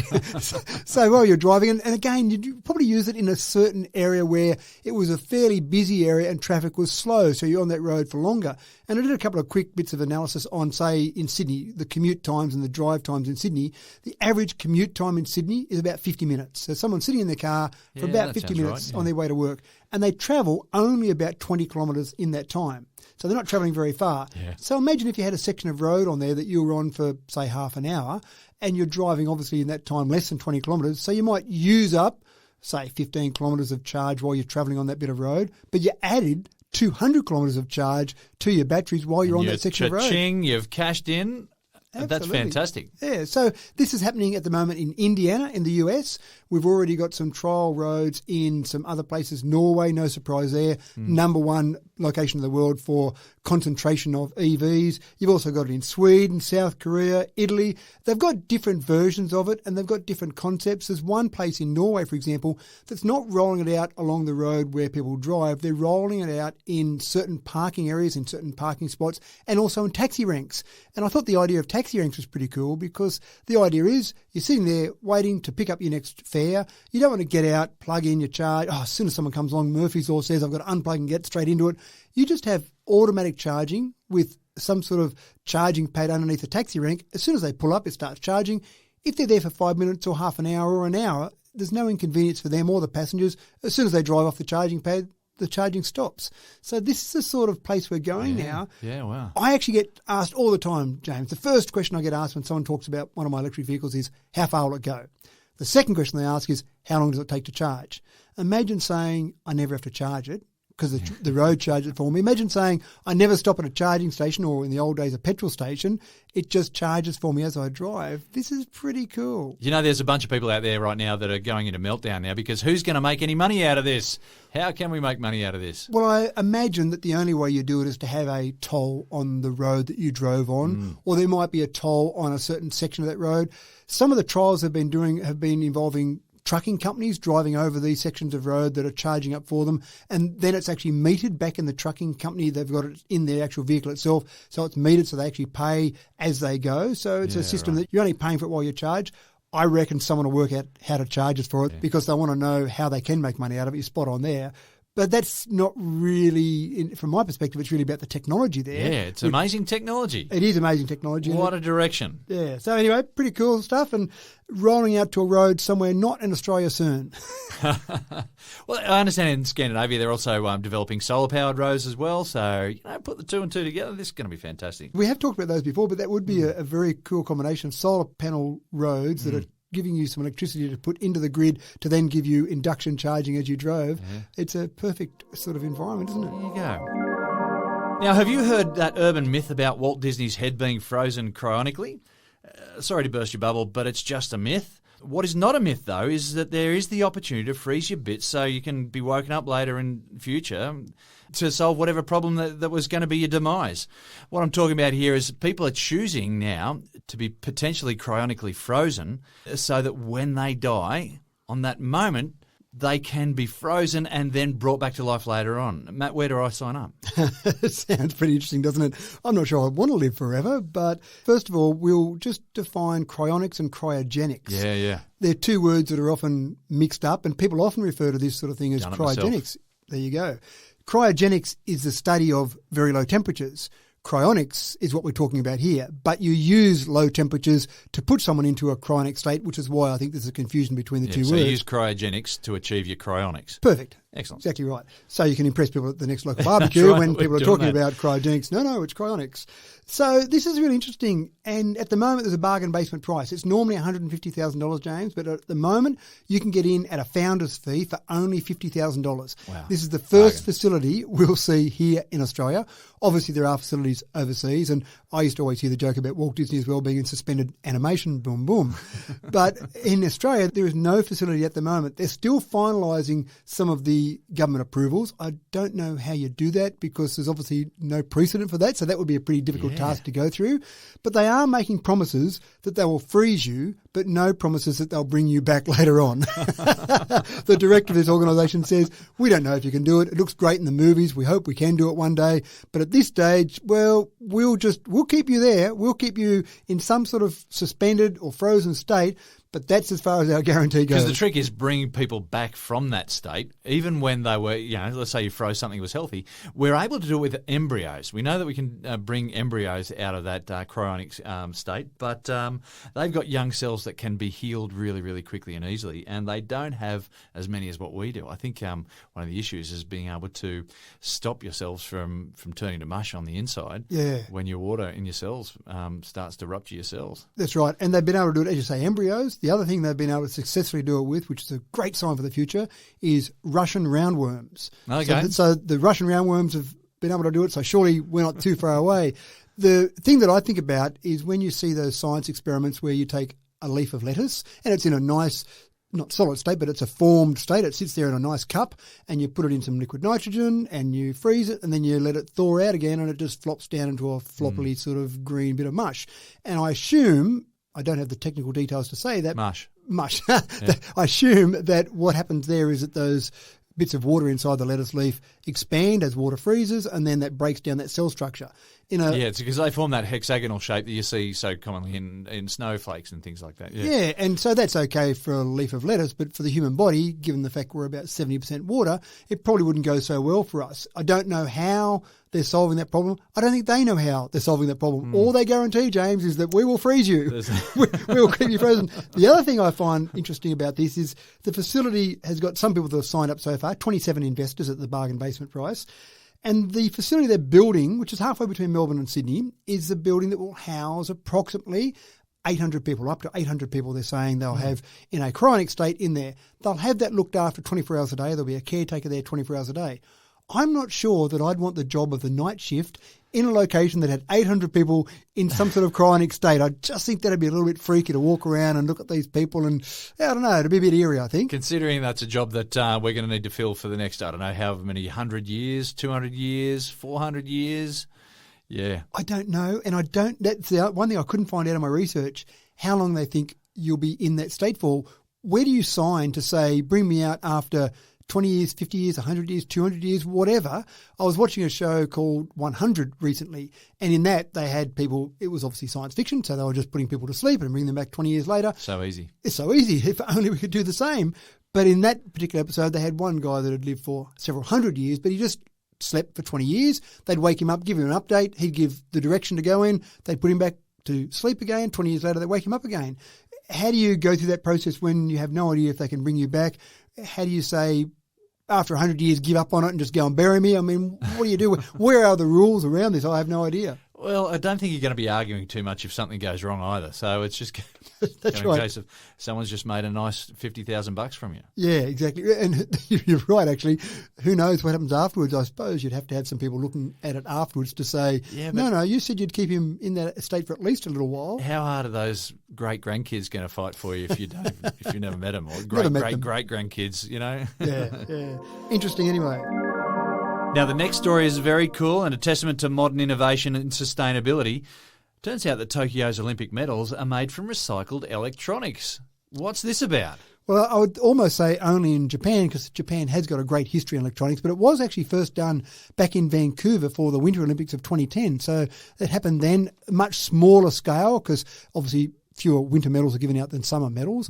But this is a really good thing where the whole concept was take some of those old electronics and turn them into medals. Now, if we go back a bit, James, just a bit of history here. Back in the Olympics in 1904, 08 and 1912, if you won a gold medal, you would have taken it to a pawn shop because they were gold. The gold medal itself that you won was pure gold, and the country that was hosting those Olympics, they had to, as part of the cost of hosting the Olympics, had to provide pure gold medals. I assume they were pure silver and pure bronze, but that didn't matter that much because they're not as expensive, obviously. And if you, but nowadays you see the winners all biting into their medals for their official photos and stuff. I love it. I love it. And that goes back to the prospectus, doesn't it? Because you would fool's gold. If someone painted some metal that was not gold, a gold colour, and said, "Here, buy some gold off me." Gold's actually quite soft. So they would bite into it to see if it was actually, what a very scientific way of testing, to see if it was gold. Maybe they should have checked the density, weighed it, and checked the volume of it or something. Archimedes did all the time ago. Yeah, maybe that would make more sense, but biting into it looked pretty cool. So yeah, you're right, you have modern athletes still biting into it. Time-honoured tradition, I'm sure. But I did the actual costing and looked at the minimum size of a gold medal, or any of the medals has to be a certain size. And if you looked at that minimum size back in 1912, if it was pure gold, in today's money, it was worth about $13,000. So if you had that gold medal back in 1912, you might have said, hey, this is great, I'll go and hock that and get some value for the metal that's in that particular medal. 1916, World War I, Olympics were cancelled. 1920, someone said, you know what, this just isn't sustainable. We're going to give out more and more medals at each Olympics. We're going to increase the number of sports. We've got all sorts of things. Especially when you bring in skateboarding and BMX riding and all that sort of stuff. And no disrespect to the people who have won medals in skateboarding and BMX. Well done. It's not your traditional sort of sports that you would typically tend to see in the Olympics. But yeah, it's not going to be sustainable to have gold in all those. So there are requirements now. Every gold medal has to have at least 6 grams of gold. So it's still got gold in there. Yes, but they've got a standard there. They've got a standard. It's got to be 92.5% silver. But if you break down the cost of those metals now, it's only worth about $800, not $13,000. So that's a bit better. But in Japan, they said, let's take some old electronics and turn them into the metals. So they gathered about 5 million cell phones. They gathered in total about 47,000 tonnes of tech waste. They extracted from that 30 kilograms of gold, 3.5 tonnes of silver and 2.2 tonnes of bronze. And from those components, they then made all the medals, the 5,000 medals that we just gave out during the Olympics. Or we didn't give them out, James. You and I didn't give them out, but community society gave them to the athletes at the Olympic Games in Tokyo. So those 5,000 medals were all made from typically cell phones and some other e-waste. So I thought it was quite nice. Makes me very, very proud to think that Ariane Titmus might be carrying a little bit of my old Nokia around her neck. Absolutely. And so I think that's pretty cool. But it started me thinking actually about global e-waste and just electronic waste in general. So we actually generate 55 million tonnes of global e-waste each year, which is a big number. So the 5 million tonnes they got of mobile phones for Tokyo was only a drop in the ocean really in terms of the total e-waste. That's increased by 21% over the last 5 years. So it is a major problem. Coming up with ways to recycle it, I think, is a great idea. And I think what we'll do as time goes on is we'll find better ways to recycle, and it'll be cheaper to recycle than it will to go and extract that metal in the first place. But it also got me thinking about batteries for cars. One of the most common things, whenever I post something about an EV, or even when we do our tech talk, and we sometimes vaguely mention EVs every now and again, James. Once or twice, I think I remember doing it. That's right. In the past. People are quick to jump all over it and they say, oh no, what about in 10 years' time when this EV is retired and the battery's useless and you've got to go and bury all that terrible heavy metals. They always claim heavy metals. I don't know why they claim heavy metals in the modern battery. Lithium's not a heavy metal. But anyway. No, that's right. So this is a real issue. And there's a couple of things that I take exception to there. When you go and buy a new petrol-powered car, no one says, what about in 250,000 kilometres? You'll have to go and throw out that engine because it'll be all worn out. No one really worries about what you do in the engine in 5 years' time. Plus, as the engine wears out, as the rings get a bit loose in the cylinder and you start burning a bit more petrol than it should or a bit more pollution, no one says, what about all that's happening? And then I think you think about things like sump oil. Like, I don't know if you can recycle sump oil. Perhaps you can, but there seems to be, whenever I change my own oil, I was thinking, what am I going to do with this sump oil? And I think there are ways to recycle, but no one says, oh no, in the life of this engine, it's going to chew up 50 litres of sump oil. What's that going to do to the environment? But when it comes to batteries in an electric vehicle, that seems to be the easy attack mode, if you like. And so a couple of things around that. I did a bit more research on it, and so you might get, rather than say 250,000 kilometres out of a petrol engine before it's got to have a major overhaul or throw it out, you probably get more like 500,000 kilometres out of batteries. So it's a lot longer lifetime. Long time. But more to the point, you don't use a battery for a set amount of time and then it just stops working. It just slowly degrades over time. So, for example, you might have your battery down to, say, 95% of what it could do when it was new after it's done 100,000 kilometres. After 300,000 kilometres, you might be down to, say, 90%. So you might choose at some point in time your battery degradation has gotten to a point where you go, you know what, I'm not happy with 80%, 70%, 50%, whatever it might be, of the battery life, in other words, the range of this. It's time to replace my battery. But you don't throw it out. You don't go and bury it with all those heavy metals. You go and repurpose it. So what they do mainly with batteries after they've had a useful life in a car is they get used in a building, for example. You're not so worried about the battery degradation there. If you're only getting 70% of the battery in a building, that's okay, because you're not carrying around that battery like you are in a car where it's more important to have all that battery life. So you get that repurposing. That's the first thing they'll do. And then the second stage they'll go through is actually recycling. But already manufacturers are at the point where they can crush down the metals that are in a battery and extract 97% of that to be put back into, guess what, another battery. So none of those heavy metals are buried and wreck the environment. And I still don't know what heavy metals are in a modern battery. Maybe I should do an analysis and see, because I don't know. I mean, You tell me, James, nickel, lithium, manganese, some of these, they're not heavy metals. I don't think any of those count, no. So I don't know what these heavy metals are that are destroying the environment when we bury these batteries, which we're not, in fact, burying. So recycling in society is important. Recycling electronics is really important. Keeping all these things that we use and having some sort of secondary life for them is important, but don't pick on the poor EV batteries. I don't think they're the culprit here. Well, we're heading into a world where sustainability is not an afterthought. Sustainability is at the front of developing technology, and repurposing goods is a really big thing. I think we've woken up to that. And I really like it when you see some creative uses of that repurposing, like the Olympic Games, where we took some old electronics and turned them into metals. There's lots of those things, I think, that are quite creative uses or repurposing or recycling. And again, I think now when you're manufacturing something, as part of that manufacturing process, you should be saying, I'm going to need these components to make this, and this is the life cycle of that, and then at the end of the life cycle, this is what I'll be able to do with it. This is what will happen, yeah. Have you missed a parcel lately, folks? Did you receive a text letting you know? Warning, parcel delivery texts are now the most common con trick. And here I was thinking I was the only one. Tell us about these con tricks, these flu bots. This is the thing that I mentioned at the very beginning of the show. The flu bot is the major malware infecting every country just about around the world. Now, the interesting part is that they've only really just come to Australia. They've been in Europe now for some time, and in Europe they were focused on parcels. You've missed a parcel. Hey, you want to get your parcel? There's a parcel waiting for you, that type of thing. Yeah, I've had a dozen of those just recently, yeah. And so in Australia they seem to be more focused on voicemail, but in Europe it was really around parcels. And so you get the message and you say, oh okay, click on the link. And that's not an uncommon thing to do. You click on the link and you'll go and look at the information.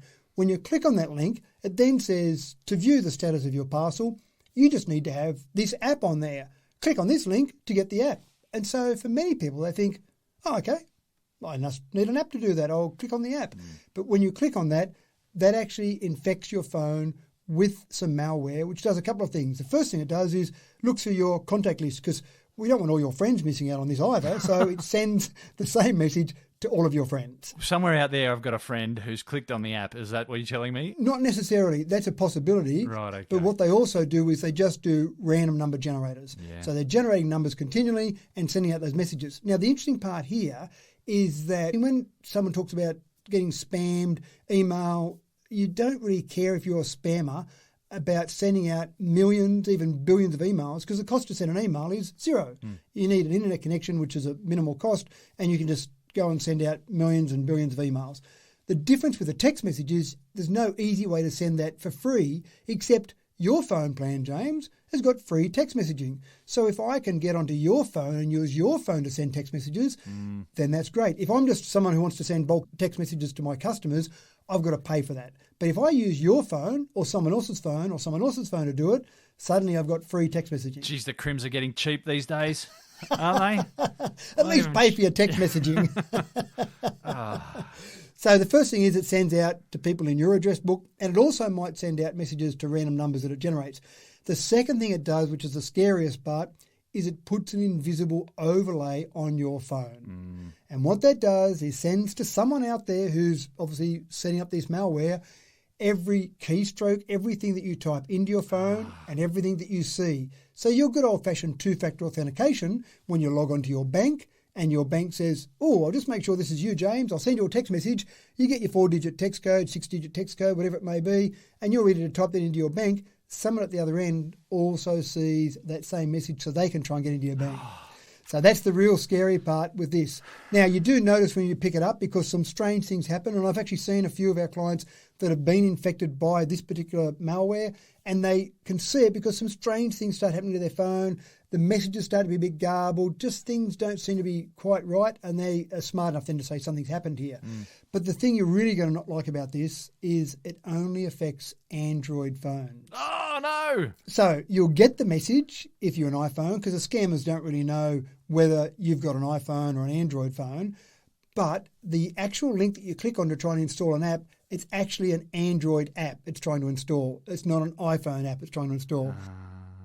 So you might get the messages as an iPhone user, but if you click on the link, and I'm not saying click on the link, but if you did click on the link, it would take you to something that would mean nothing to an iPhone. Whereas to an Android user, click on the link and click on the link again, and the next thing you know, you've infected yourself with malware. Goodness me. So it is quite incredible. And one of the things that I thought of when I was looking at this and just going through this is the 6th most famous computer virus in the world was the Anaconda virus. It was way back in 2001. And I remember it well because we had a lot of our clients at the time that were impacted by it, and we had to clean up lots of computers.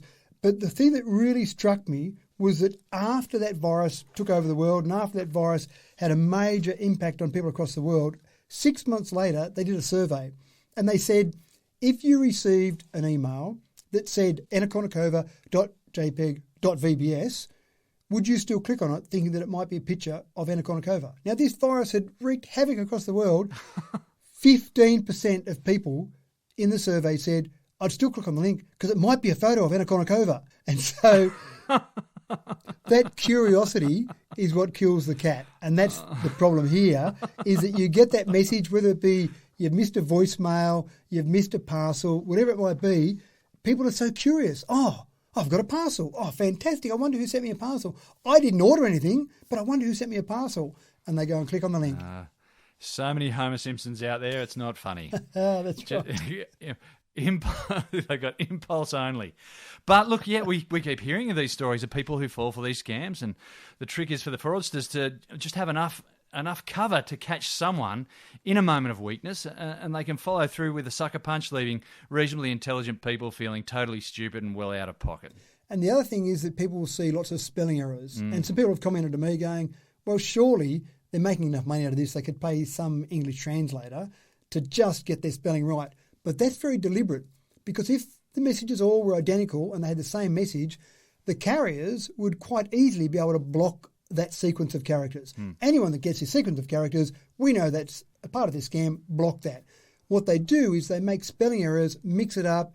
I've seen so many different spellings of voicemail, it's just incredible. Yeah. But they mix it up deliberately so it makes it so much harder for the carriers to then say, oh, when you see this sequence of characters or this sequence of characters and this sequence of characters, then block it. And you don't want to block people's legitimate text messages as well. So it's a challenge for everyone. Well, if it didn't work, we wouldn't keep getting these stupid text messages. At least that's what my pen pal tells me. He's a Nigerian prince, you know. He's really, really wealthy. Looking forward to giving you some money one day. Let's get started, though, with a story for people who like to get their tech in their face, and I mean literally. 140 inches is a whole lot of inches of television, particularly if you're talking about television screen, folks, 140 inches. But that sort of screen needs a fair sort of a wall space, and not everyone's got that. Matt, there's got to be a better way around this, surely. There's got to be a better way. We have talked about TVs a little bit. I don't mean to talk about TVs a lot. We've talked about a 1,000-inch TV, which probably isn't going to fit in most lounge rooms. And even a 140-inch, the height of a 140-inch diagonal, is getting to the stage where you haven't got much room left above and below the TV. It's probably about a 1.8 metre height of a TV. It's a big rectangle there. It's a big rectangle. So when you put that in your lounge room, that might get to the point where I would actually have to agree with my wife when she says that TV's too big, which she said to me every time I bought a new TV over the last 25 years. I think I'd finally get to the point where I'd say, yeah, 140 inches, you're probably right, that is too big. But there's got to be a better solution. One of the things that happens with the TV is obviously the further away you get from the TV, the bigger you need it to be. You go to the cinema, you've got a huge screen there for you to look at the cinema, but you're obviously sitting further away, unless you're like me and you like sitting at the front and go side to side with your face and really get immersed in the actual movie. Well, you've got to get your neck muscles working there. And yeah, why not? It's a full workout. Yeah. That is. So rather than sit a few metres away from a TV, why not get really close? And I'm talking about up on your face. Put some glasses on that simulate a 140-inch TV. Now, this is the latest. This is the latest coming out from a particular company at the moment that's just released a new pair of glasses, and they say the equivalent viewing is that of a 140-inch TV. You put the glasses on, you plug it into your viewing device, and sit back and enjoy the view. And get your square eyes going. Yeah, right. Absolutely. So can you just imagine that? You put it on, and rather than sit in your lounge room, because that's where you sit there and watch the TV, you go to another room in the house, go to the kitchen, lay in the bedroom, go out on the outside deck and enjoy the outside surroundings while you sit there and watch your favourite TV show. Now, they're actually quite slim for something that packs so much viewing pleasure. If you look at something like, for example, a set of AR or an AR headset, it's pretty big and bulky. You've got a lot of technology built in, and then this big cord that trails down and off it runs and plugs into whatever device you're using, and they get a bit hot and sweaty. They're a bit gunky, actually, when you take them off and hand it to someone else to have a go. It's a bit disgusting there. You're wiping the sweat off. With these, they're actually relying on the device it plugs into to provide all the picture quality and the power. So when you look at them, they look like just a slightly chunky pair of glasses, a bit like a big set of maybe sunglasses. They've got speakers built into the arm, so you're getting the sound right next to the ear, right. straight to the ear. So you've got full stereo sound, and it's only been made possible by the fact that you've got such good technology in the glass themselves. So it's a micro LED. So essentially each glass simulates a HDR viewing screen, but the micro LED is a secret here. If you couldn't get those pixels small enough, it would be hopeless being close to your eye, because obviously it would just be blurry. The images or the pixels would be too large. But the fact they can get those pixels so small now, you can sit there and watch these glasses. I tell you what, I'm just getting visions here now of a whole bunch of naughty Year 8 students showing up to class with these suspicious diagnoses of myopia. Sir, I've got these new glasses. I've just got to wear them during class. And, That's right. And then they burst out laughing or get a grin on their face during the class. Are these Year 9 boys again? Is this your problem? Is that the problem area there? They're the curse of every teacher in the world, aren't they? Yeah. So there's a few other things that I found interesting. One of the things that I got excited by in this concept is that not only can you watch TV, but anything that you need a 140-inch screen for. So now we're talking about a computer monitor. And back in the old days when we used to have those things called planes and you'd fly from place to place, I used to always be that really annoying person who'd get on the plane and I'd pull out my notebook, I'd say hello to the person next to me and then start working on my notebook. But it was always a little piddly screen compared to what I have in my office, so that was a bit of a struggle. And you'd always get these sticky beak eyes, the person next to you, maybe the person behind you. And I didn't have the codes for nuclear weapons or something on my screen, but it just felt a bit, mate, got something better to look at. This is my screen. So it was probably pretty boring. It's probably answering some emails or something as simple as that. So now you're going to be sitting there staring into space, though. It's just staring into space and typing away on your keyboard, just tapping away. And people would go, what is that crazy person over there doing? And why is he staring at me? And the thing I started to do the calculations for was how many rows and columns in a spreadsheet could I fit into a 140-inch screen? Because just imagine the spreadsheet you could look at while you're on the plane looking through these glasses. It's a really interesting development and something that I think we'll see a lot more of, and they're incredibly cheap. We talk about 140-inch TV. We're starting to talk about $50,000 minimum, probably $100,000. You talk about these, they're less than $1,000 for a pair of glasses that effectively gives you that. Now, I understand that in your lounge room when you're all sitting around watching TV together, it mightn't be that enjoyable that everyone's sitting there watching their own thing, but at $1,000 or less than $1,000 each, you can buy a few to give you the equivalent of a 140-inch screen on your actual wall. The other part is they've got a USB-C connector, so anything that outputs a video signal on USB-C, you can plug into these glasses. So nothing fancy required, just something that outputs USB-C. So that can be an iPad, that can be a computer, that can be a set-top box. So any sort of device that puts out USB-C video signal, you can have with these. So really interesting development. And literally, guys, we are going to get ourselves a set of 4 eyes if we're not careful. Now, this is a great story. Air guitar. It's an art form of its own, and at one stage, or another, we've all had a go at it. Those killer riffs clear in your ear, you can hear them as you blast out those brain-melting solos.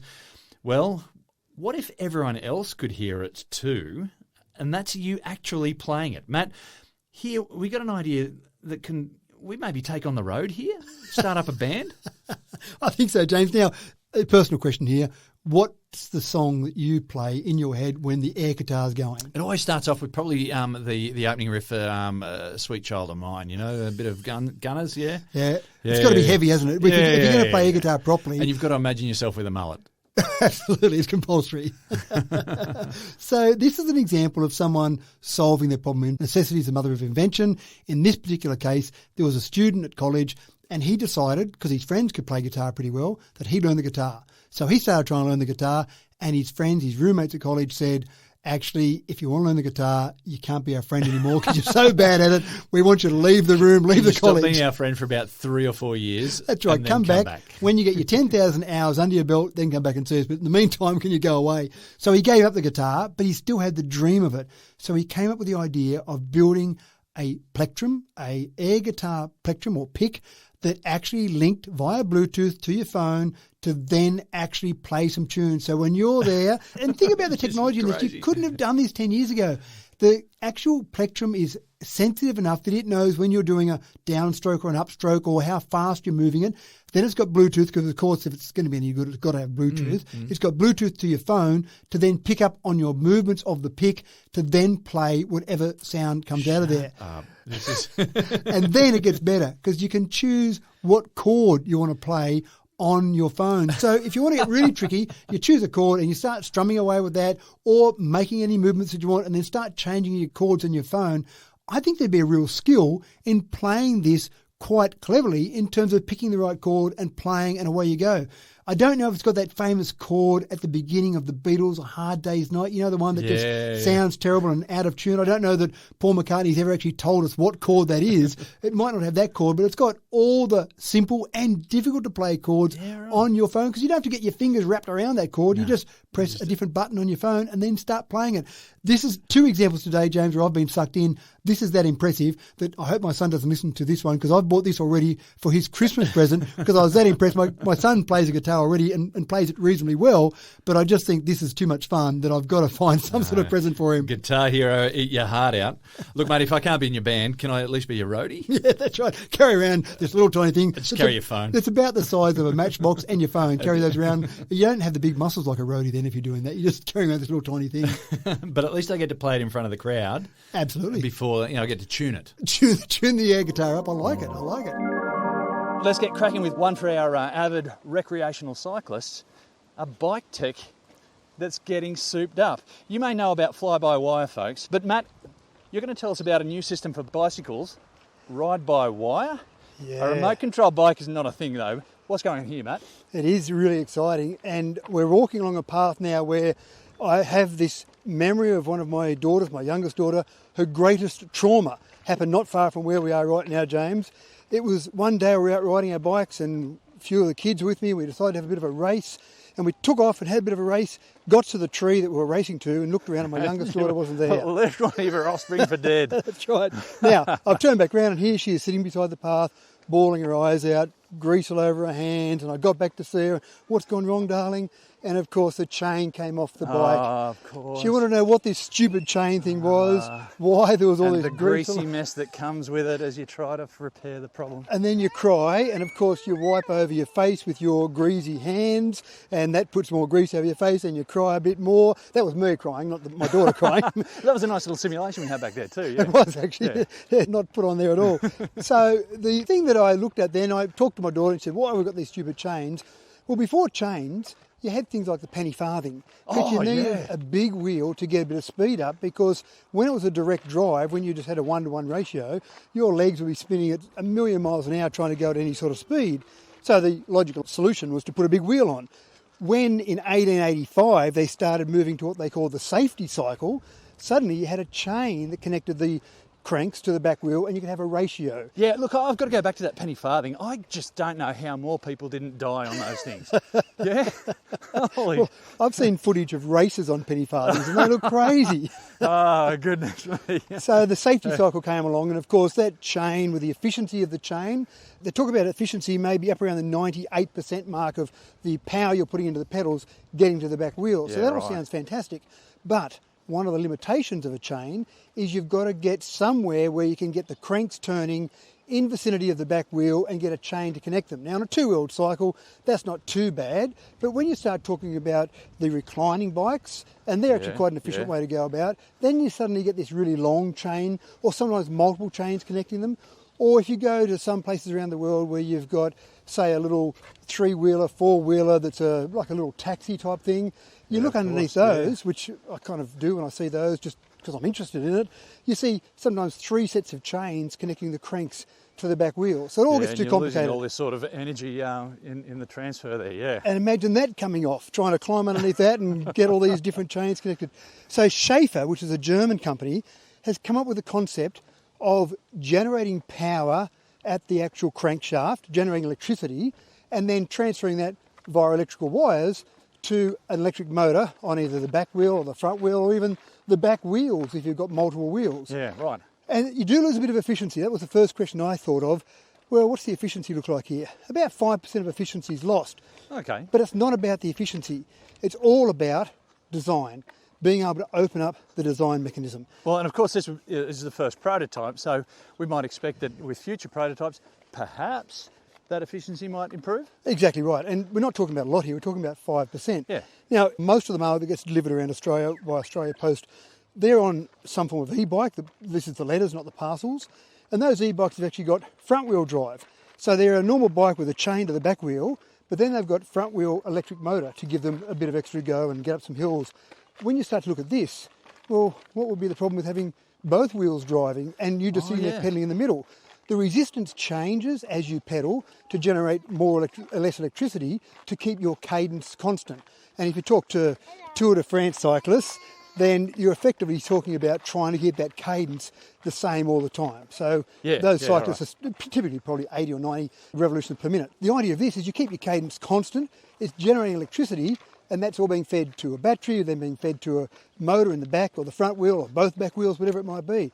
So it really is changing the design concept. And carbon fibre did a huge amount for the design of a bicycle. The old traditional two triangles stuck together and welded up, that all went out the window when carbon fibre came along because suddenly you had something so strong and light. So much stronger, yeah. And this, I think, will do the same for bicycles.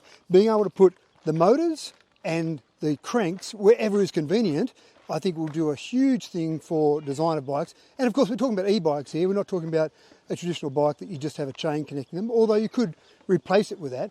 But this is all about that e-bike revolution, which I think is coming. And as we get more and more people out of cars maybe and being transported in different ways, I think you'll see more and more people using e-bikes. And this here, I just think is an absolutely brilliant solution. And no more excuses about the hills, huh? Well, I reckon it's bound to get more people out in the treadly for sure. Here's another story for the aluminium hat wearers.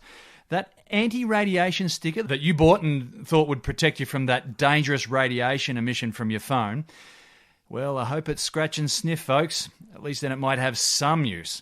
Matt, tell us how Amazon has made some more money for nothing. Well, that'd be a good use, wouldn't it? Scratch and sniff, that's about the most useful thing I've ever heard of for these stickers, James, because there's certainly no way they're going to stop radiation. And what I don't understand here, James, is that if the stickers did what they claim to do, put this sticker on, it will protect you from those terrible electromagnetic fields that come out of your mobile phone. If they did protect you from that, the phone would be useless. If you put your phone in a little tiny Faraday cage to stop all the EMF coming out of it, then it wouldn't be able to get the signals to a mobile phone tower that might be several kilometres away, so it would be useless. And you would have yourself a paperweight. Exactly right. A paperweight that you might play some games on, obviously not Epic Games because they're not on the App Store at the moment, but you wouldn't be able to do much with it in terms of communicate to the outside world. These smart dot stickers, there was some investigation done at the beginning of the year, and the Advertising Standards Authority, this is in the UK, said, you know what, Smart Dot, these stickers don't actually seem to do anything. You've got to stop making these claims about what they're doing. Now, here we are 8 months later, and they're still making the same claims. The University of Surrey said, we'll go and do some testing on them. We'll get some highly sensitive equipment. We'll put a mobile phone there. We'll test the electromagnetic radiation coming out of that mobile phone. We'll put a sticker on. What the heck? We'll put a couple of stickers on and we'll test the radiation again. And there's no surprise here, James. The amount of difference they detected was approximately zero. Yep. So there was no difference whatsoever between... And everyone fell over.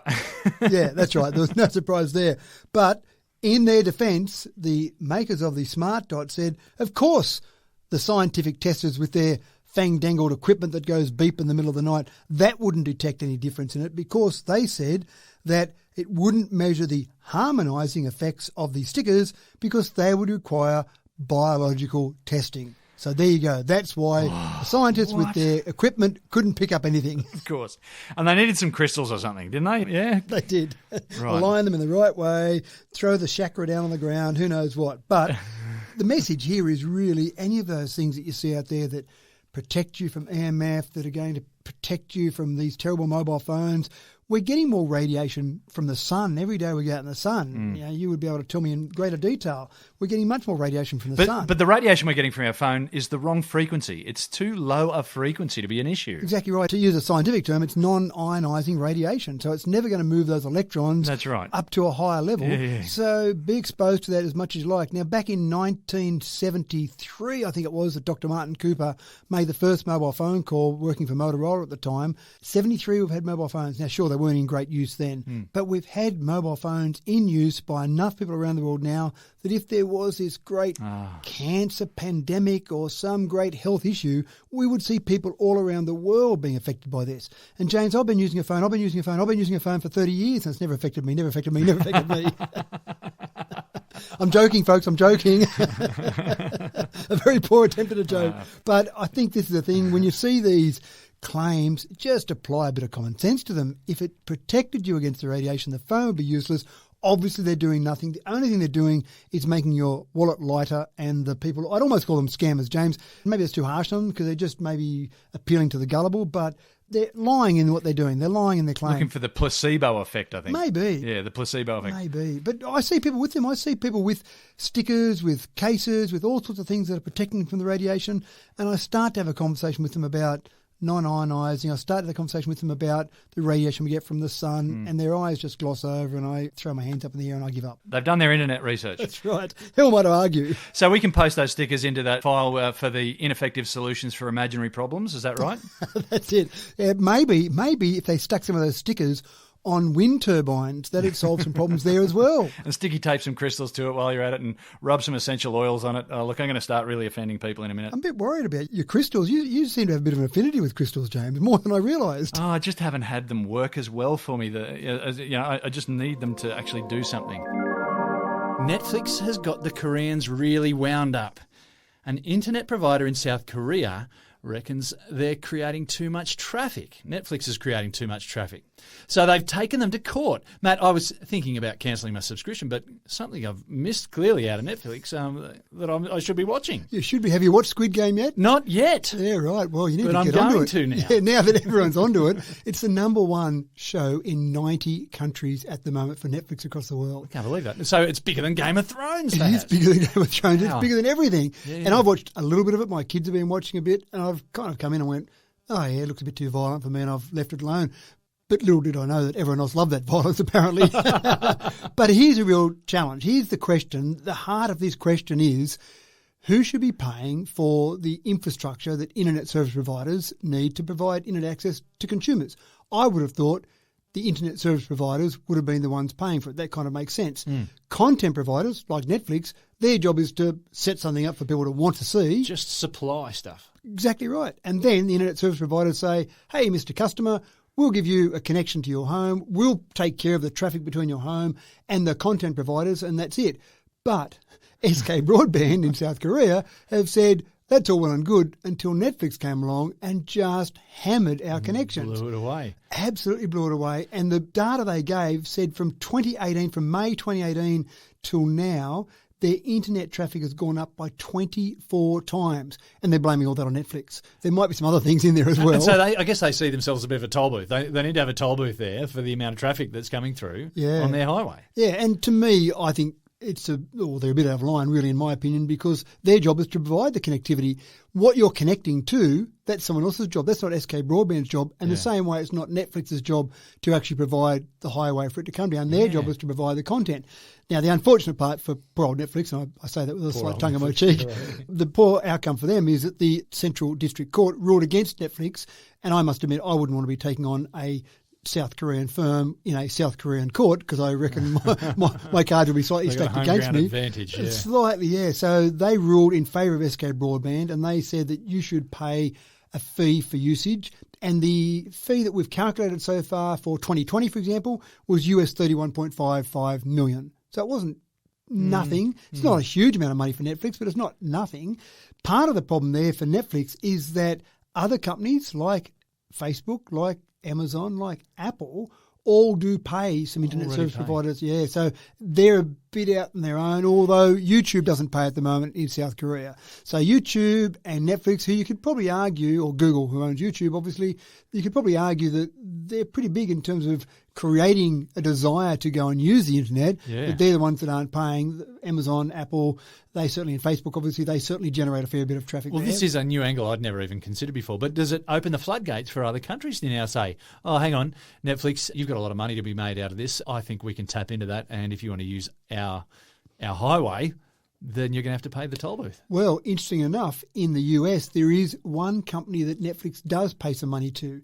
Comcast, they actually have paid money to for the last 7 years, but there is something they get extra for that. They've actually done a deal with Comcast where Comcast customers can get slightly better speeds than a normal internet service provider, so the Netflix shows can be looking better, or they can do it in high definition, whatever it might be. So that's a deal they did 7 years ago. So there is a slight bit of precedent there for Netflix paying, but they felt like they were getting something extra for what they were paying. In this scenario, it's just you're getting the normal traffic, you're getting what everyone else is getting, but we want you to pay for it. I don't think we've seen the last of this.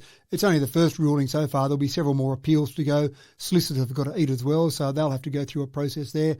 But it is really interesting just to see. Solicitors have got to eat. The poor starving solicitors, okay. So it is interesting to see where that will all end up, though, because I think you're right. That just confuses, it muddies the waters completely across the rest of the world for what your job is. A content provider, suddenly you need to start paying for the internet service. No, that's not my job. That's the job of the consumer. Well, there you have it, folks. Squid Game. Get into it, apparently. If you haven't heard of it before now, you're a bit like me and out of the loop. Time to get into the loop. Get on to Netflix. Trivia time, folks. Question number 1. How long is the world's longest subsea power cable? And, part B of that question, why is it important for the future of the planet? And the answer, Matt, is? Well, let's go back a bit. Let's tease the listeners a little bit here. Let's go back, and there's some interesting stuff I know that we've talked about before. When we go back to the beginning of electricity supply in the homes. All the way back to Westinghouse and Edison battling our big arm wrestle, yeah? And it was a great arm wrestle, and two great innovators in different ways obviously had that battle. And we're talking about back in the late 1880s, 1890s, that this battle raged on. And part of that battle, of course, was DC versus AC. Yeah. And my understanding at the time, or in looking at the past history, is a little bit different to what it is now, in that AC won the day because it was easy to transform those voltages from low voltage to high voltage, and DC basically lost out, even though Edison talked about the dangers of AC and how terrible it was, and all sorts of misinformation that Edison was spreading back in those days. It's a juicy story, yeah. It's a great little bit of history there if you go through and look at it. But in the end, AC did win the day, and General Electric effectively bought out Edison's company and went forward with AC. So you end up with Westinghouse with AC, and Nikola Tesla was involved there with Westinghouse as well with AC. Mm-hmm. And, of course, then General Electric went AC. So everyone went AC, and that made sense. And we've moved forward a long way. But this long undersea cable that we're talking about is 724 kilometres long, to answer the question in terms of how long that was. It's the longest subsea cable in the world. But what I was fascinated to see was that it was actually DC, not AC. Yeah, right. So this blows me away. Now, I teach physics, folks, and part of our syllabus is we teach that AC is the one you want to use if you're going to transfer power in long distance. Yeah. But anyway, I'm going to let you tell the rest of the story. Well, and that is my understanding as well. That's my understanding from when I was studying physics back at uni. It was AC was what you use for those transmissions, those long transmissions. And I thought that's why Westinghouse won the big argument. But well, he did win the big argument based on that, except if he could have just had a little bit of technology from today and taken it back to 1892, then he might have lost the battle, or if Edison could have brought that technology back. Because the real reason that they won the battle was it was very easy to transform low voltage to high voltage with AC. It was very difficult to do that with DC. The reason you use DC for a long undersea cable, as I said, 724 kilometres, and that's not the longest in the world. There's one in China that's over the land, not undersea, 3,300 kilometres over land, and they use DC for that one as well. In fact, most of these long cables are using DC. And again, I went, well, that's a bit confusing. That's not how I understand it. So more research, of course, more rabbit holes to dive down, more interesting things to find out. But DC is more efficient to transfer at those very high voltages when you're trying to get a lot of electricity from point A to point B. But the reason you don't do it for normal shorter distances is getting the electricity from AC to DC is a bit complicated and a bit expensive, and you really only do it if you're going to have those long transmission lines that makes it worthwhile. One of the other reasons it's better is that if you've got some grids, and in this case here, this subsea cable is connecting Norway across to Great Britain. Now you've got Norway AC, as you can imagine, around the country for people using in their homes, Great Britain the same. But when you start trying to transfer AC down a long line and then try and get it all in sync, you're trying to get a grid in sync in Great Britain with a grid over in Norway. Yeah, right. That becomes really complicated. And if you get that grid a bit out of sync, you start obviously to get some cancellation of the effective power coming through. Yeah. So by doing it with DC, they can actually take grids that are AC and not have to worry about trying to get all that in sync. So you basically resync it, if you like, at each end, and that's oversimplifying what they do at each end. But that's a way that you can have, because some of these various interconnectors might be countries that are at 60 hertz or 50 hertz. Yeah, that gets complicated. Yeah, by doing DC, you're effectively getting rid of that because the transformer at each end is ignoring that part of it. Yeah. But this is, getting back to your second part, why is it important to the planet? This is the sixth interconnector that Great Britain has with its European neighbours. And one of the things with Great Britain is they're saying, we've got too much electricity that's being generated by fossil fuel, 46%. We want to get more renewable power. But we haven't got the reliability in our renewable power yet. What can we do about that? These large interconnectors are used so that you can have hydropower in Norway, or you can have wind power out of, say, the Netherlands, or you can have solar power out of other places in Europe. And all these different technologies are sometimes providing power and sometimes not as much. The wind mightn't be blowing as much. The sun mightn't be shining in the middle of the night. Go figure, yeah. Yeah, so all of that makes sense. So Great Britain said, we want to basically have a good, smooth power supply. And while we're trying to transition to renewables, we want to be able to rely on some of our neighbouring countries to do that. And so this is part of the whole push towards renewables, having more interconnectedness across, in this case, European nations. But Great Britain believe that their 28% that they've got now of renewable power will increase enough by the year 2025. They'll be able to start selling some electricity back down these interconnectors to some of these other countries. For example, when Norway isn't generating electricity with hydropower, they might need some electricity from Great Britain from their wind turbines, and they seem to be focused on mainly wind in Great Britain. So I think that's really important. But what I also love is the idea of what we in this country can do with some interconnectors, because we've got some countries nearby to us that are obviously across the oceans. We've got, say, Indonesia or Malaysia or the Philippines, even if you want to go far enough, even go as far as China. And so we've got in this country a big chunk of space in the middle of our country. The Simpson Desert, for example, is just one of our deserts, 176,500 square kilometres. I reckon there's a bit of space out there that we could use for, say, solar panels maybe, yeah. We know we're putting wind turbines in around this country as well, but just imagine the idea here. 1,000 square kilometres is a calculation I did back in 2009, how many solar panels, or the area of solar panels, to power this country. You get more than 1,000 square kilometres of solar panels, then let's start powering other countries. So with these subsea cables, why not in Australia have our export, our next big export? Obviously we're digging stuff up out of the ground now and selling it everywhere across the world, but we're either going to get to the bottom of those holes, or people don't want what we're digging up, which is probably going to happen more than the getting to the bottom of holes. But imagine us being an exporter of electricity across to some of these other countries. And when you look at some of those countries, Indonesia, 87% of their power is generated from fossil fuels. PNG, 75%. Singapore, 97% from fossil fuels. The Philippines, 75%. Malaysia, 86%. So we could do these countries a favour by generating power through some form of renewable, again, probably solar, and getting that across some subsea cables. And some of those countries are closer than 724 kilometres. So We might get a bit of credit for being green. Oh, what would that be like? We don't get that at the moment, don't they? For Not obvious very reasons, much. no. But that's to me, this is really exciting that these subsea cables, again, getting longer, getting more efficient. This one is 515 kilovolts that we're talking about. So you're getting large voltages. They're using DC, minimal losses in Minimal loss because it's such a large voltage. and they've also got this 15 centimetre diameter cable, or two of them actually, that they're transmitting the electricity across. So the resistance there is very low, so you're not losing too much. And again, with that high voltage, very low current, so you're not losing a lot there in that transmission. But that's, to me, really exciting. And this is the future of generating power somewhere and using it somewhere else.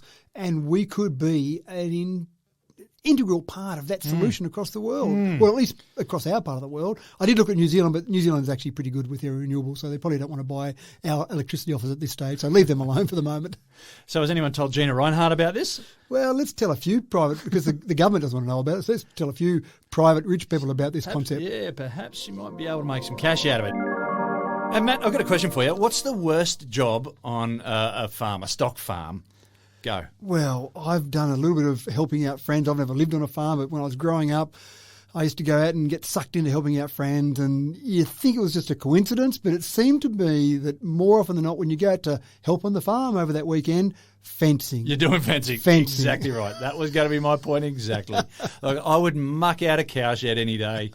But fencing, it's just so monotonous. It goes on and on and on. And yeah, it's a They've big, got some long better day, isn't tools now, but I can remember when I used to have to dig holes to put posts in. I mean, Yeah. sometimes use star pickets and use a star picket driver, but now they've got nice little electric borers that can dig a hole pretty quickly. But yeah, I can remember digging holes. I remember stringing wire and tensioning the wire. And you've got to try hard not to look up to see how far you've got to no, go. you don't do that. Don't do that at It's all. going to break your heart. And the farms I'm talking about when I used to go and help weren't that big. So if you look down the fence line, you probably could see to the end, but there are some farms a bit bigger than that. Well, yeah, if you ring up a farmer in WA, you'll see that might need help fencing his 200,000 hectares or whatever, which is just enormous. There's got to be a better way as we fumble our way into the third decade of the 21st century. Well, you're right. And so you're going to tell us. I'm going to tell you that technology's got a solution. Everything that I talk about, technology's got a solution for. And you're right. If we just give a quick bit of data around some of the farming areas in WA, and the Pilbara in particular, the Pilbara region we'll pick on, the average pastoral lease size there is just about 200,000 acres. So the average pastoral lease there is 200,000 hectares. Yeah. So you've got a fair chunk of land. And if you had the perfect size, if you had a square there, just the perimeter fencing would be 180 kilometres.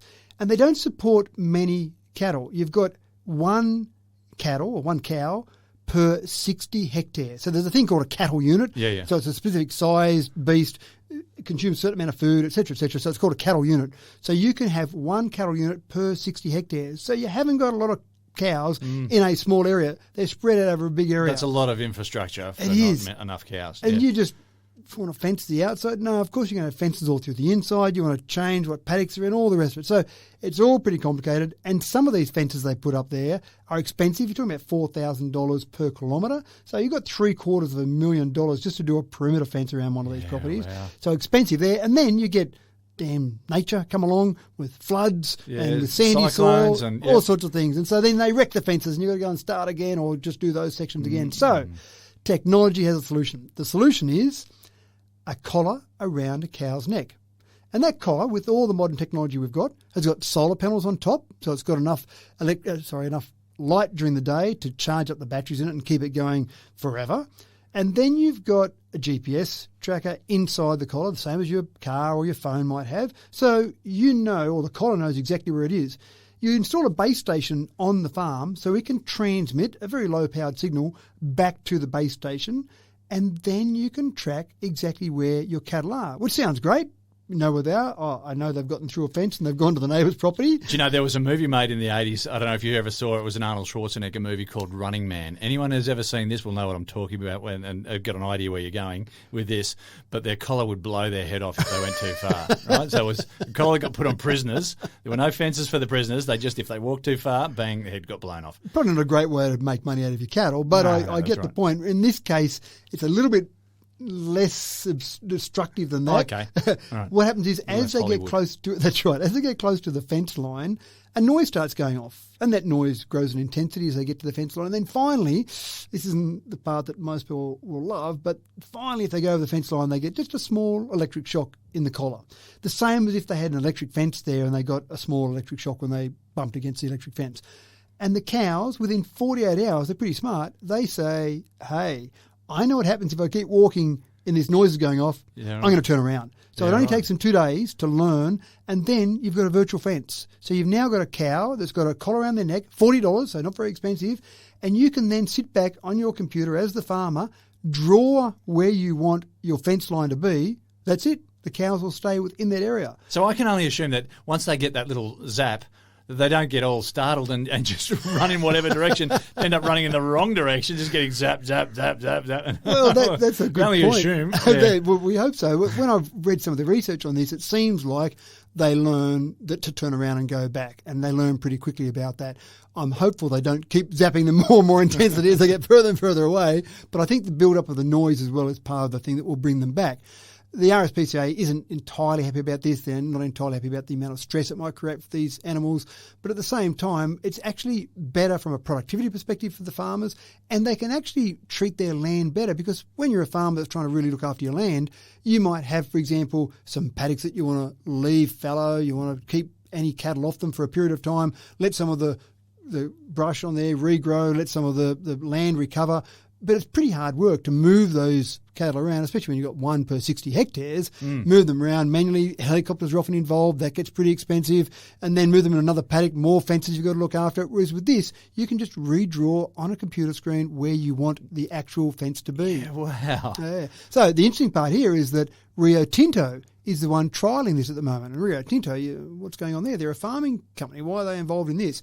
When Rio Tinto go and buy a chunk of land to do some of their mining on, often it's farmland, and they want to keep using the farm for farmland as much as possible. The mine only might take up a small part of it, but they like a buffer zone around it. So Rio Tinto are actually a big farmer as well.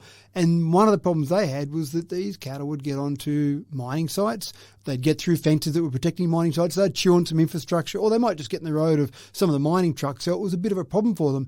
This virtual fencing, they believe, will be better to manage the cattle they've got near some of these mine sites. So they've got 100 cows right now, as we speak, with these collars on. The next step of the trial will be 500 cattle, and then if that's successful, they'll go to all of their flock. So it is interesting. The real issue here, I suppose, is legislation. We've talked about it before, catching up with where the technology's at. So at the moment, most states in Australia, including WA, it's illegal to actually put these on your cattle. They've given permission for Rio Tinto to run this trial, but if a farmer went out there and said, oh, gee, that sounds like a great idea, I'll go and put some on my cattle, no, it's illegal. Hopefully, once the trial is successful and they prove that it's not dangerous to the animals and it all works successfully, then they might. And it works in a similar way that an electric fence already does work, and we have those already, yeah. Correct, that's exactly right. Yeah, around the neck might be a little bit different. That might be some of the argument from the RSPCA. I'm not an expert on animal health, so I'm talking about the technology. I don't want to make any comment here about animal health on there. But again, I think this is probably safer to keep your cattle in the areas. I suppose the only downside are the predators. You still get some dingoes, some wild dogs. Yeah, right. If there's not a fence there, that's not keeping them out. I'm not sure if the farmers have explored putting some collars on some wild dogs or some dingoes. So maybe that'd be an option. Yeah, look, and also there's that romantic imagery that's going to go all to pot now. That people riding on horses, they muster cattle. This is the image that we've been projecting to the rest of the world. That, we do it pretty tough in the outback out here, and jump on your horse and you muster your cattle, or maybe ride in your helicopter and muster your cattle that way. That's really romantic. Well, now that's all. Well, one of my guy sitting on his computer screen. That's right. One of my favourite poems, Clancy the Overflow by Banjo Patterson, has that beautiful romantic notion of exactly that. You're riding along the Darling and mustering cattle, and sounds fantastic. Looking at the stars, and now you're right. Sitting in Poets got enough to write about these days. That's right. Sitting in an office, drawing some lines on the screen. And go, there you go. That's my new paddock for the day. And work up a sweat. I wonder if that idea will catch on at daycare centres. Well, I did wonder that myself. Can I control my kids like this? Maybe more people than the RSPCA will have something to say about that one, James. Well, here's a novel idea that'll make some people's heads explode, because most people think electric cars are too expensive. But could the transition to EVs actually save Australia money, Matt? Well, Deloitte Access Economics have put out a study and they think it could save us a few dollars, and they're talking about $500 billion. What? It just seems incredible, doesn't it? We talk so much about the cost of converting to things like EVs, cost of removing ourselves from the carbon economy. Yeah. But if you actually look at the holistic view of it, you'll save money. And that's just not me plucking some numbers out of thin air. I say Deloitte had some experts, I'm assuming, on this and spent a couple of days at least on going through this whole process, and they've got $500 billion. Now, where does that come from? Well, it's come from things like the reduction in pollution, the reduction in greenhouse gases, the reduction in noise pollution. So if we moved to 100% electric vehicles, so this is the best case scenario, 100% electric vehicles within 15 years, so 2035 roughly, all new car sales were EV, which sounds like a long stretch at the moment, but I think we could get there if there was a bit of will to go this direction. That's where they said it would be approximately $492 billion that we would save. And so obviously what they'll try and do is quantify the savings and to see where you'd get those savings from. Now, if they said, well, maybe that's a bit aggressive, maybe we're not going to get there by 2035, maybe, let's say, for example, you got there by 2045. So another 10 years down the track, there would still be savings of $335 billion. These are significant numbers in terms of our overall economy. Has someone sent a telegram to Scott Morrison about this? Maybe the New South Wales Premier and the Prime Minister might need to have a look at this. And again, this is the thing. You just get so hung up on the way things were done in the past. I think government sometimes gets hung up on, we do this now, we burn coal and we produce power. That's what we've got to keep doing because it'll be tough if we change. Things are changing all the time. What you've got to do is make sure you're not left behind when these changes occur. And I think this study by Deloitte Access Economics is really trying to do that, to say, let's have a look at if we change, how bad would it be? Actually, it's not so bad after all. Again, it's all these benefits that I think would far outweigh the cost, and that's what they believe as well. When you look at the road funding, for example, they talk about if you suddenly changed from the tax model that we've got now, where you've got a lot of tax generated in petrol sales, for example, which doesn't all go to the roads, by the way, but some of it does. It goes to general revenue and some goes back to the roads. They talk about maybe you would have $1 billion a year hole in your roads budget if you didn't get all that tax. But this still says, even including that $1 billion a year hole, you would still be $500 billion better off over that 15-year time frame because of all the other savings, which then can be put back into roads if you needed to do that. It's just staggering numbers. So better roads as well, better infrastructure. It just makes sense. Am I being crazy here? Well, I'm not sure if they were talking about better roads, but at least the same roads, keeping the roads at the same standard without improving them, but maintaining them and having enough money to go and do all of that. So I think we've just got to get a different mindset here, James. I think we've just got to think differently about things. If we keep thinking about things in the old way, then we're just going to keep getting stuck and keep hitting the same roadblocks, excuse the pun, Yeah, again, there we go. 2 for the day. But I think we've got to think differently, because if you do, you then embrace change. If you say, that's the only way I can do it, then you'll keep being stuck in that same old way of doing things. Time to move on, folks.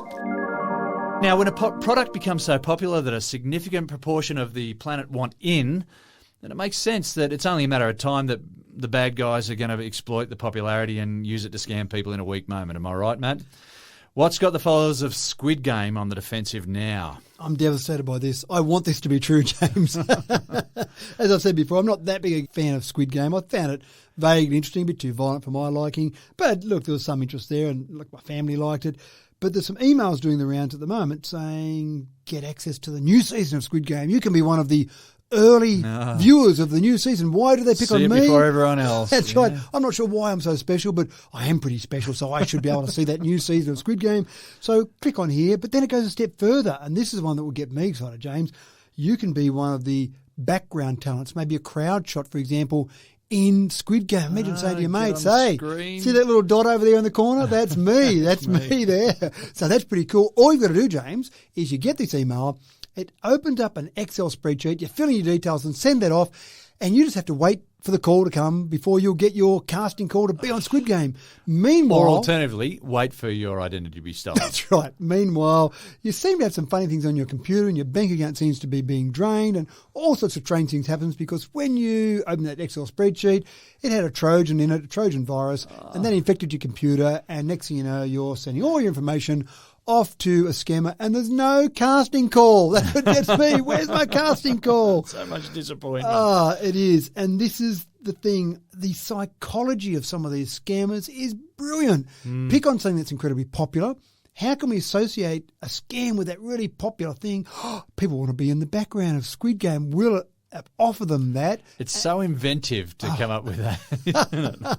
It is. So I actually give am 'em points for convinced some of these scammers have got some really high-paid psychologists there who are doing some social engineering to work out why people are going to be attracted to it.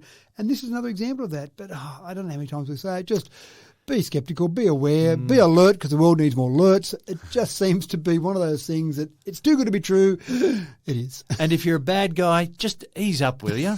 Give us a Give break. us a break. Are you tired of having a weak Wi-Fi signal in the sunroom at the back of your house? Sure, it's the nicest place to sit on Sunday morning, but you just can't stream videos reliably. Or maybe the problem is for you further out in the back shed. There's work to be done and it's a nice place to be able to stream music or a podcast, but the signal is just a bit finicky. Matt, surely we can leave those first world troubles behind as we head into 2022. Well, imagine if you're in your backyard and you couldn't listen to Tech Talk, James. That would be a major problem. That'd be a problem. It would be. And we need a solution for it. And in fact, I think it happened a few years ago where my daughter lodged a major complaint with her father.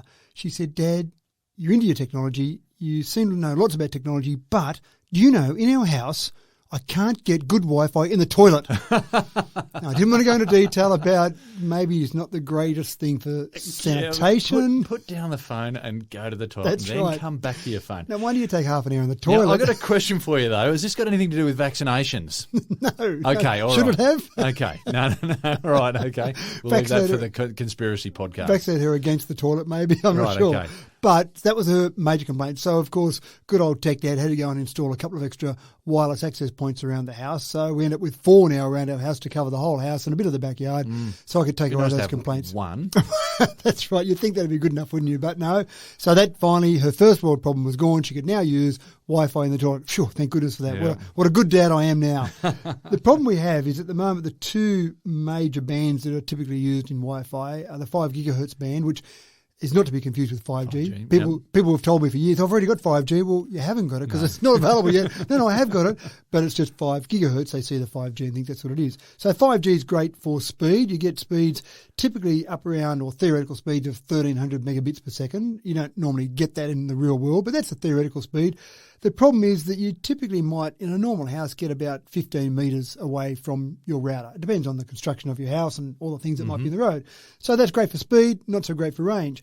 Drop down to the 2.4 gigahertz range or band, the range jumps up. I've found typically around 40 metres is a pretty good range with 2.4 gigahertz, but the speed drops back to maybe 600 megs per second. What the Wi-Fi Alliance has done is they've certified a new protocol. They've said that we need longer range because Matthew's daughter needs to be able to have Wi-Fi in the toilet. I'm sure that was number one priority in their Plus, mind. the people parked out the front of the house trying to get your access your Wi-Fi. Absolutely. They've been complaining. And your neighbours too. Yeah, Well, gotcha, can't I use your Wi-Fi? Why should I use mine? Why should I have to pay for that? So the new Wi-Fi is called Wi-Fi Halo, spelled capital H-A, capital L-O-W. So the idea with this is that you can get up to 1 kilometre range. Now that sounds incredible. That's the back paddock. It is. I'm just talking nearly. about some of those ranges there that you get out of 2.4 and 5 gigahertz. Yeah, so this sounds fantastic. Why haven't we had this already, James? Why have we waited this long? They've been holding out on us. The problem is that it's able to do that by virtue of the fact that it's got a lower frequency. And, of course, we've talked about it before. You drop those frequencies down, you get a longer wavelength, so you're able to get through things a bit easier and extend that range. But, of course, the lower frequency, the longer wavelength means not as much data. So those speeds that I've talked about on 2.4 and 5 aren't going to be available. So given the fact that we all have this need for speed, why would the Wi-Fi Alliance bother with something so pathetic that it wasn't faster than the last one we had? And the real use for Wi-Fi Halo will not be for sitting on the toilet streaming a 4K movie or streaming some 4K series. It will be in connecting all these Internet of Things. So at the moment we're talking about maybe 13.8 billion things are connected across the world. The estimation is by 2025, 30 billion things will be connected. And the first example I think of is I've got a few devices around our house. One of the ones is on a lock on one of the doors. It's connected to Wi-Fi. It's got batteries inside it. It locks via my phone. I can do all sorts of wonderful things with it, be notified, etc. but I find the 4 AA batteries in it get chewed up about every 2 months or so. Yeah, right. What needs to be transmitted? A minuscule amount of data needs to basically say either a signal from my phone to say, please open or close, or a signal from the lock to say, I've just been opened or closed. So the amount of data that needs to be transmitted is nothing. It doesn't need 1,300 megabits per second. What it does need is good range and also low power consumption. And they will be the two attributes, the two reasons you would use Wi-Fi Halo rather than one of the 2.4 or 5 gigahertz bands, because you've got that great range and low power usage. So now when you talk about all the things around our house, all the smart home sensors, all the bits and pieces that we want to connect, because we need them connected, obviously, they'll be using, in the future, not yet, but they'll be using Wi-Fi Halo. They'll get you better range, but they'll also have very low power consumption. So those 4 AA batteries might last me a year. Yeah, very, very cool. And, of course, vaccinations won't improve your Wi-Fi signal either. Oh, look, I'd like it if they could. If that would be so easy, just have a jab in your arm and now I've got wonderful Wi-Fi. Could we make it that way, please? And with this new Halo system, there's no need for aluminium foil hats or anything like that? No, it's lower frequency. People seem to get really concerned about the higher frequencies for some reason, especially when you say things like millimetre wave. That gets people really stirred up.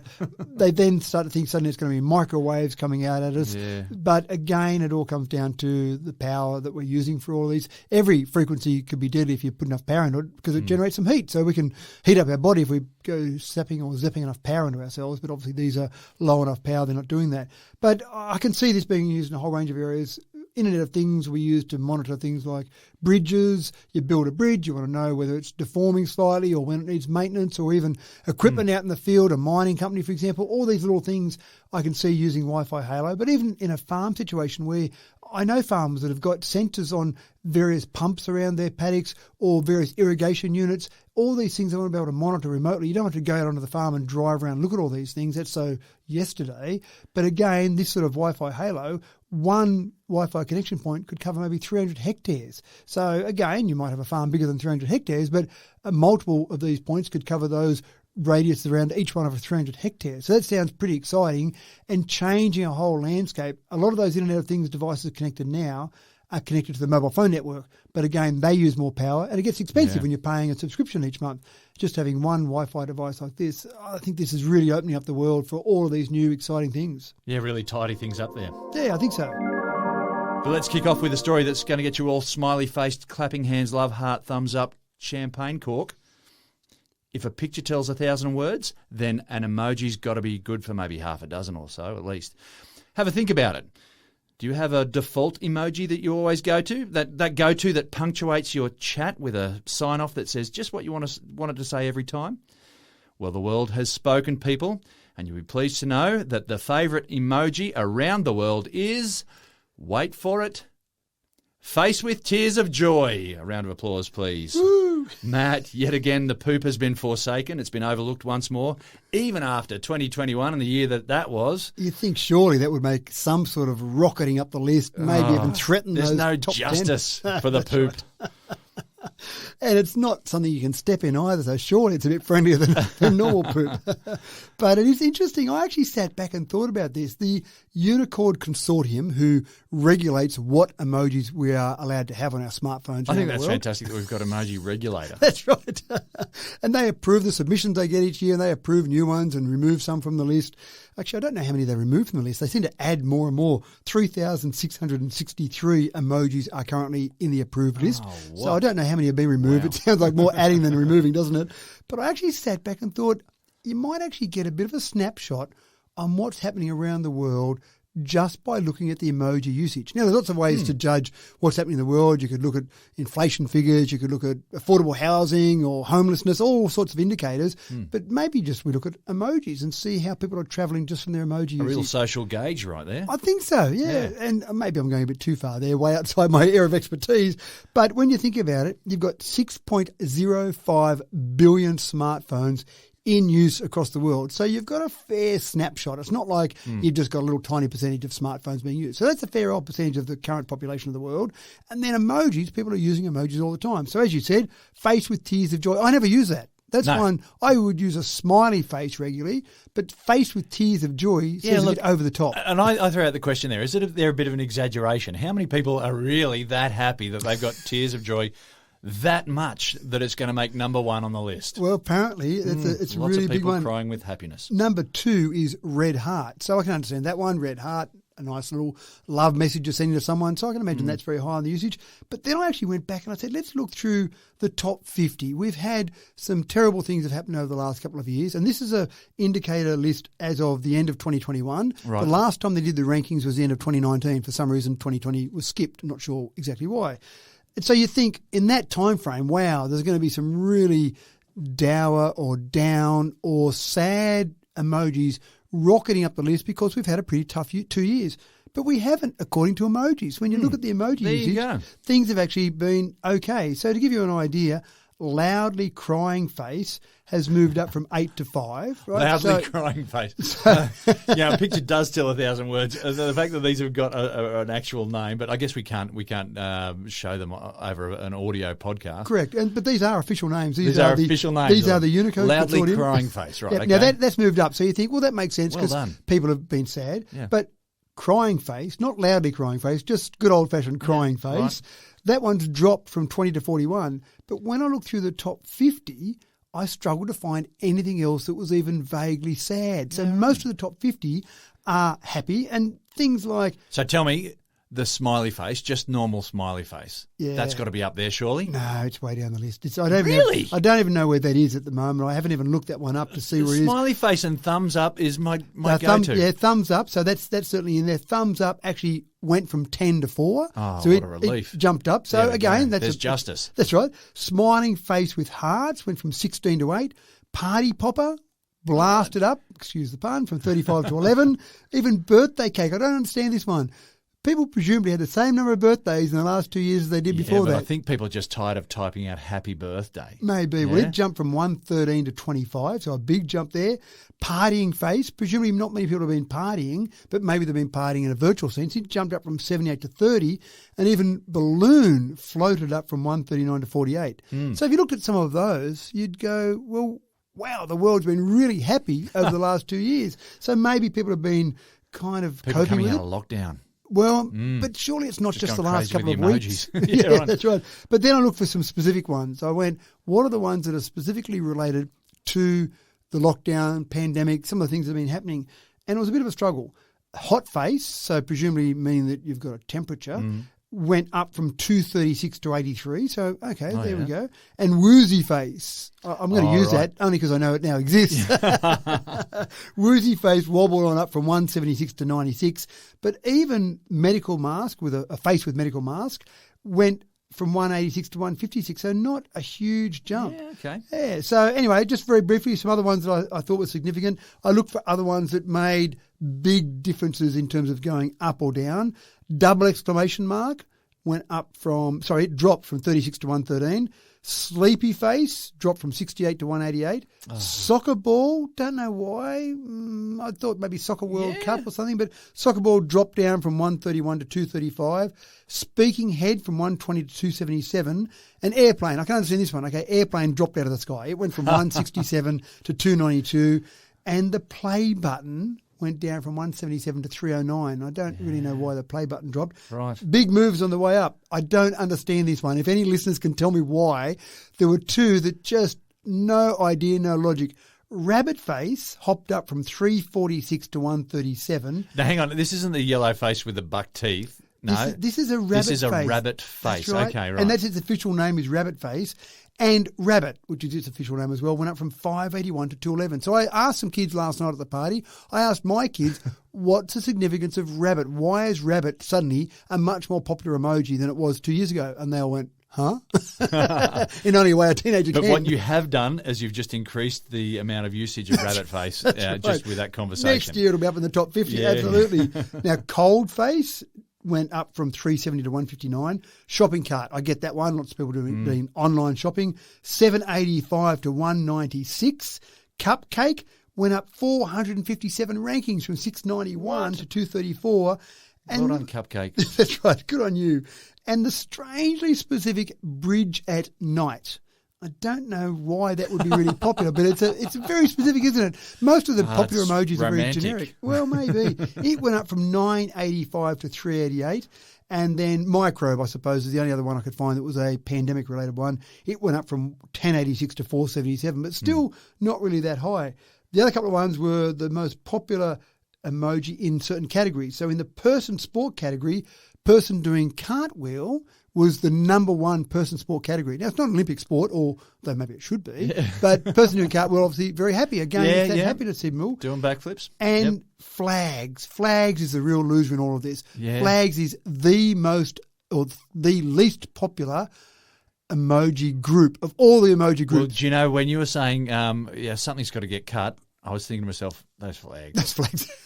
The flags have 258 emojis in the category. So it's the most populated category and the least popular category. So maybe... And it's there just in case. Maybe, but maybe we're not as nationalistic as we all think we are. We all think we are very patriotic to whatever country we come from, but we don't actually use our flag that often, so maybe we're not as patriotic as we think. So interesting little snapshot, but the exciting part for all of us is you can make a submission. You can, I can, any organisation can make a submission to the Unicode Consortium and say, here is an emoji that I've been desperately crying out for. Here are the reasons why you need this emoji. And the Unicode Consortium will sit around, go harumph, smoke some cigars and say, you know what, these extra emojis have made the list. And how cool would that be if an emoji that you put in was the one that made the list next year? Just to add that little bit of tone of emotion to whatever message, because, SMSs and whatever, they don't have that tone. It's hard to read tone. It is, absolutely right. And that's where emojis fill that tone. That's where I need a rabbit face. Yeah, that's right. Yeah. I've got to work out why. I need to find out why. Someone tell me, what's the rabbit face all about? It portrays my emotion right now. And that is how Season 1 unfolded. 26 hours reduced to 2.5 hours and building the excitement for Season 2. Set your clock for 9 a.m. every Monday morning when each new episode will be available. We will continue to deliver high-quality, well-researched tech topics that are relevant today and into tomorrow. We hope you enjoy listening, and all we ask in return is for you to follow, rate and review. We also welcome feedback via email to ask@techtalk.digital. Have a wonderful 2022, and we thank you for allowing us to be part of your tech life.